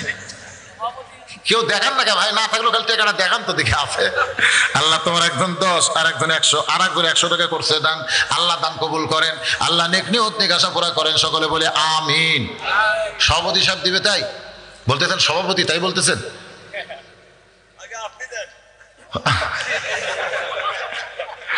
এ শহর দিকের লোক না বাইরের লোক? এরা সব কোন জায়গার লোক? হ্যাঁ, এই দেখেন যুবকেরা ফ্যাক্সি দিচ্ছে। ইচ্ছা করলে মোবাইলের মধ্যে ফ্যাক্সি দেওয়ার পারতো 20 টাকা, কিন্তু দিচ্ছে। আল্লাহ কোরআনের মাহফিলে আল্লাহ যুবকদের ফ্যাক্সিগুলোকে জান্নাতে লোড করে নাও, আল্লাহ জান্নাত ঘরের মালিক। ওয়ালাইকুম আসসালাম, মাশাআল্লাহ। এখন পর্যন্ত কাহালুর লোক এখন পর্যন্ত সবচাইতে উপরে উঠছে। কাহালুর লোক, কাহালু বাড়ি হলো কাহালু। দেখেন এই শহর দিকের কেউ পারে নাই, আশেপাশের কেউ পারে নাই। কাহালু থেকে এসে দেখলো হুজুরের কাছে যখন চাইছে, তখন হুজুর এলাকার লোক 300 টাকা করছে দান। আল্লাহ দানকে কবুল করেন। দেখি 300 টাকার উপরে কেউ উঠতে পারে? ওয়ালাইকুম আসসালাম, ওয়ালাইকুম আসসালাম। আল্লাহ তোমার বান্দা অনেকগুলো টাকা করছে দান। আল্লাহ কাহালুর একজন ভাই 300 টাকা করছে দান, আল্লাহ দান কবুল করেন। এগুলো কে দিল বাবা? 5 জন মিলে করছে দান যুবকেরা। আল্লাহ দানকে কবুল করেন, নেক নিয়ত নেক আশা পুরা করেন। ওয়ালাইকুম আসসালাম। দেখেন আপনাদের এলাকার যুবকগুলো দেখেন, সবাই আজকে জান্নাতে ফ্যাক্সি দিল। আল্লাহ যে যাই দিল আল্লাহ জান্নাতের মালিক বানায় দেওয়ার জন্য 50 টাকা করছে দান, আল্লাহ কবুল করেন। আল্লাহ নেক নিয়ত নেক আশা পুরা করেন, আল্লাহুম্মা আমিন। কবুল করো মোদের কামনা, দানকারীকে দিবেন জান্নাত, আল্লাহ নিরাশ করবেন না। আল্লাহ তোমার একজন বান্দা 20 টাকা দান করছে, আল্লাহ কবুল করেন। আবার পকেটে ধার ঢুকাই, আমার মোবাইল নম্বর। হ্যাঁ, মোবাইল নম্বর তো এখন এখানে বলা যাবে না, কার্ড আছে আপনার গাড়ির ওখানে গেলে, আপনার আমার হেল্পার আছে, ওদের কাছে কার্ড আছে, একবার কাটলেন সেটাই ভালো হবে। হ্যাঁ, আল্লাহ তোমার একজন বান্দা 50 টাকার একজন 10, পুচকে একটা পুচকে মানুষ, হাই রে 10 টাকার একজন 10, আর একজন দেশে ছোটগুলো দিবার ধরছে, মাশাআল্লাহ। মা কে রে? এই শোনো এ কারো থেকে লিয়ে এলেন লিল্লাহে তাকবীর। মনে করছিলাম 500 দেখাবারই পারবে না, 500 দান করে দিছে। মাশাআল্লাহ মাশাআল্লাহ, সুবহানাল্লাহ। আল্লাহ তোমার একজন বান্দা 500 টাকা করছে দান, আল্লাহর এক যুবক অনেকগুলো টাকা করছে দান, আর এক যুবক আল্লাহ তোমার 70 টাকা করছে দান, আল্লাহ দানকে কবুল করেন। টাকার কিন্তু ঠিক হয়ে গেছে, অনেক টাকা হয়েছে মাশাআল্লাহ। এখন সবাই বসেন ভাই, আর যদি কেউ দান করো একটু আল্লাহর রাস্তায় করেন। পিছনে যারা আছেন আল্লাহর রাস্তায় বসেন, আল্লাহর রাস্তায় বসেন। এই মাহফিলের সবচাইতে গুরুত্বপূর্ণ জিনিসের নাম হলো মোনাজাত। জোরে বলেন, নাম কি? মোনাজাতের গুরুত্ব আছে না নাই? আর দোয়া মুখুল ইবাদত, দোয়াটা হচ্ছে ইবাদতের মগজ। আমি ওয়াজ করতে বুঝাই থাকি যে মুরব্বী দোয়ার জন্য বসে আছে, দোয়ার জন্য বসে আছে। এতগুলো মানুষের দোয়া আমরা তো করতে পারি না সব সময়। আপনার ওই নীলফামারীর একটা বাস, ওই যে ফুড ভিলেজের ওখানে আপনারা দেখছেন একটা বিশাল ব্যাংক আছে, ব্যাংকের নাম কি?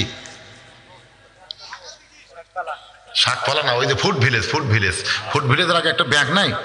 চান্দাই কোনার আগে যে একটা ব্যাংক আছে, একটা ব্যাংক নাই এরকম? ওখানে একবার হয়তো ঘোগা বটতলা হয়েছে, ওইখানে একটা অ্যাক্সিডেন্ট হয়েছিল। নীলফামারীর বাস মানে টিয়ারিং ফেল করে একবারে খাদের মধ্যে পড়ছে। এমন হয় পড়ছে, আপনারা হয়তো পেপারে দেখছিলেন, অনেকগুলো মানুষ মারা গেছিল সেইবার, অনেকগুলো মানুষ মরছিল। কিন্তু একজন মানুষের নাম ছিল মজিবর। নীলফামারীর লোকেরা খুঁজতেছে, মজিবরকে পাচ্ছে না, কিন্তু একটা লাশ পাওয়া গেল, মাথা নাই, মাথা ছাড়া একটা লাশ। মানে এমন ভাবে গ্লাসের মধ্যে পড়ছে না, কি হয়েছে, মাথাতে কোন জায়গাতে আছে, এখন বাস তো আছে পানির মধ্যে, কিন্তু দেহ পাইছে, মাথা নাই। সবাই বলতেছে মজিবরের লুঙ্গি হলো হলুদ আর শার্ট হলো লাল। সবাই দেখতেছে যার মাথা নেই তার লুঙ্গি হলুদ আর শার্ট লাল। নীলফামারীর লোক বলে এটাই মজিবর হবে। মজিবর মনে করে মাথা ছাড়া বাড়িতে দিয়ে গেছে। মজিবরের বউ বাপ মা যারা ছিল সবাই কান্দাকান্দি শেষ। কবর দেওয়ার পরে যেদিন কলমা পড়ার দিন, জোরে কোন কি পড়া? কলমা পড়ার দিন মুজিবর মাথা নিয়ে হাজির।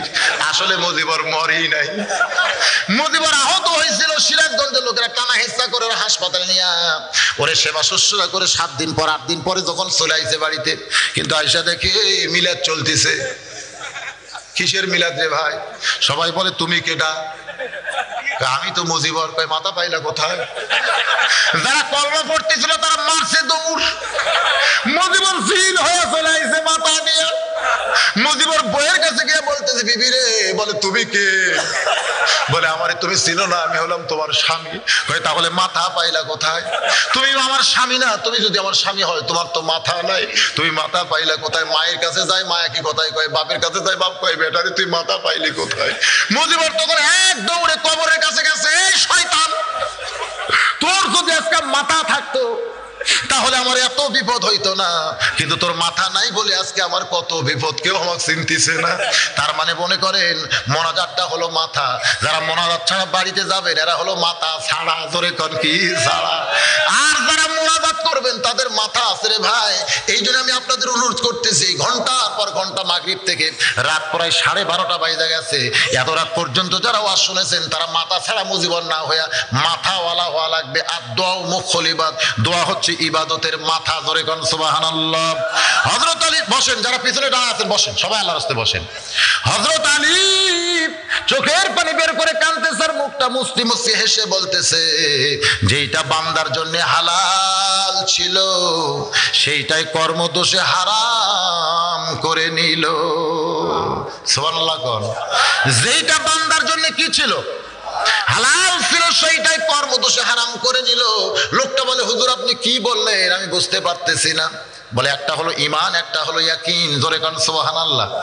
তার ঈমান বলেছে ঘোড়ার লাগাম চুরি করব, ঘোড়া চুরি করব, এতে সে লাভ পাবে, কিন্তু ইয়াকিন বলতেছে সে কিছুই পায় নাই, বরং সে আরো খারাপই হয়েছে, জোরে কোন ঠিক কিনা? এই 2টা দিরহাম কিন্তু হযরত আলী তাকে দিতই, সে যদি ঘোড়ার লাগাম ধরে থাকতো। কিন্তু 2টা দিরহামই নিল, কিন্তু হালাল হাদিয়া না নিয়া চুরি করার কারণে সেইটা হারাম হয়ে গেল। বাজান রে, আমাদের ঈমান বলে দুনিয়ার বাড়ি দুনিয়ার গাড়ি সব একদিন ছাড়তে হবে, কিন্তু ইয়াকিনের পর্যায়ে আমরা যাইতে পারি না। ইয়াকিনের পর্যায়ে যখন যাব তখন বালতো সিরুনাল হায়াতাদ দুনিয়া ওয়াল আখিরাতু খায়রুম আবকা, বিশ্বাস হয়ে যাবে। আমরা সকলে সে আখিরাতকে বিশ্বাস করব, ইয়াকিনে দৃঢ় বিশ্বাস করে, এই দুনিয়াকে তুচ্ছ জ্ঞান মনে করে আমাদের দুনিয়াতে চলতে হবে। আর দুনিয়াও মাজরাতুল আখিরা, দুনিয়া হচ্ছে আখিরাতের খেসরূপ। আজকে যারা ওয়াজ শুনলেন, এই ফজরের নামাজ তাদের জন্য পড়ার দরকার আছে না নাই? জোরে করে আছে না নাই?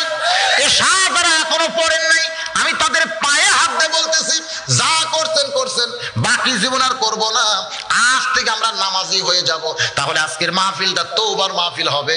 আমাদের সকলের গলায় আমার আল্লাহ খুশি হয়ে হেদায়েতের মালা পরায় দিবে। সকলে বলি আল্লাহুম্মা আমিন। ইস্তিগফার পড়েন, আস্তাগফিরুল্লাহ রব্বি মিন কুল্লি জামবি ওয়া তুবু ইলাই, আস্তাগফিরুল্লাহ রব্বি মিন কুল্লি জামবি ওয়া তুবু ইলাই, আস্তাগফিরুল্লাহ। যারা পেছনে দাঁড়িয়ে আছেন অন্তত মোনাজাতের সময় বসেন, বসাটা হলো আদবি। বাবা এতক্ষণ যারা দাঁড়িয়ে আছেন কত কষ্ট, এখন একটু বসেন, বসাটা হলো আদবি, দাঁড়ানো হলো বেদবি। বিশেষ করে মোনাজাতের ক্ষেত্রে আল্লাহর দরবারে আমরা হাত তুলবো, আমাদের চাইতে বড় ফকির পৃথিবীতে আর কেউ নাই। এই জন্য সবাই কয়েকবার ইস্তিগফার পড়ে নিই, আস্তাগফিরুল্লাহ রব্বি মিন কুল্লি জামবি ওয়া তুবু ইলাই, আস্তাগফিরুল্লাহ রব্বি মিন কুল্লি জামবি ওয়া তুবু ইলাই, লা হাওলা ওয়ালা কুওয়াতা ইল্লা বিল্লাহিল আলিয়্যিল আযীম। আল্লাহুম্মা সাল্লি আলা মুহাম্মাদিন ওয়া আলা আলি মুহাম্মাদ কামা সাল্লাইতা আলা ইব্রাহিম ওয়া আলা আলি ইব্রাহিম ইন্নাকা হামিদুম মাজিদ। আল্লাহুম্মা বারিক আলা মুহাম্মাদিন ওয়া আলা আলি মুহাম্মাদ কামা বারাকতা আলা ইব্রাহিম ওয়া আলা আলি ইব্রাহিম ইন্নাকা হামিদুম মাজিদ। আজকের মাহফিলের সভাপতি সাহেব আছে? জি ঠিক আছে। আচ্ছা, শুরুতেও আয়াত তেলাওয়াত, শেষেও আয়াত তেলাওয়াত, কোরআনের একটা আয়াত তেলাওয়াত করে এরপরে মোনাজাত হবে ইনশাআল্লাহ।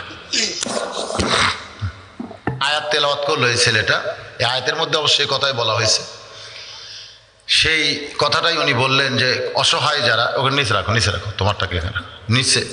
আপনারা যদি পারেন, অন্ধ মানুষ, হাফেজ মানুষ, সবচাইতে বড় মহব্বত হলো সে 30 পারা কোরআনের হাফেজ।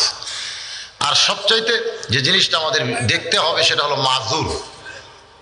হ্যাঁ, সোয়াল ও জিল্লাতুন, যদিও বলা হয়েছে সোয়াল করা একটা জিল্লতের কাজ, শরমের কাজ, কিন্তু এ তো সোয়াল করা ছাড়া বুদ্ধি নাই। কিন্তু এই কোরআনের হাফেজ মানুষের দরজায় দরজায় ভিক্ষা করুক, এটা উচিত না। সে আপনাদের এখানে এসে একটু হাদিয়া স্বরূপ যদি আপনারা পারেন, সবাই যদি 2-4 টাকা করে দেন, ও বউ চললে খাবে, আপনাদের দোয়া করবে। কারণ আসলে কিছু করতে পারলেও চাইতো না। আপনারা যদি দাওয়াত দিতেন, অন্ধ হাফেজ আব্দুল্লাহ ইবনে কাজেম গাড়ি নিয়ে ঘুরতেছে, সে দাওয়াত পায়, কিন্তু এনাকে কেউ দাওয়াত দেয় না। আপনারা যদি দাওয়াত দেন, হাদিয়া হিসেবে যেটা দিবেন ওটাই ওর জন্য চলবে, কিন্তু আসলে দাওয়াতই মানুষ দিচ্ছে না। এখন কি বুঝে দিচ্ছেন আল্লাহ ভালো জানে। তো ভাইজান, এই অন্ধ হাফেজকে মোনাজাতের আগে আপনারা যদি সবাই পারেন 2-4-10 টাকা করে দান করেন, মাশাআল্লাহ, এদের অনেকে দান করতেছে। এখানে 100 টাকাও দিছে, 50 টাকাও দিছে, আপনারা দেন। অন্ধ হাফেজ আপনাদের দোয়া করবে। ইস্তেগফার পড়ি সবাই, আস্তাগফিরুল্লাহ। জি, মা বোনদের কাছে, মা বোনেরাও যদি পারেন অন্ধ হাফেজকে দান করবেন। ওখানে যদি কেউ যায় হাফেজের জন্য চায়, আপনারা দিবেন। সবাই ইস্তেগফার পড়েন, আস্তাগফিরুল্লাহ রব্বি মিন কুল্লি জামবি ওয়া তুবু ইলাইহি, আস্তাগফিরুল্লাহ রব্বি মিন কুল্লি জামবি ওয়া তুবু ইলাইহি, আস্তাগফিরুল্লাহ রব্বি মিন কুল্লি জামবি ওয়া তুবু ইলাইহি, লা হাওলা ওয়া লা কুওয়াতা ইল্লা বিল্লাহিল আলিয়্যিল আযীম।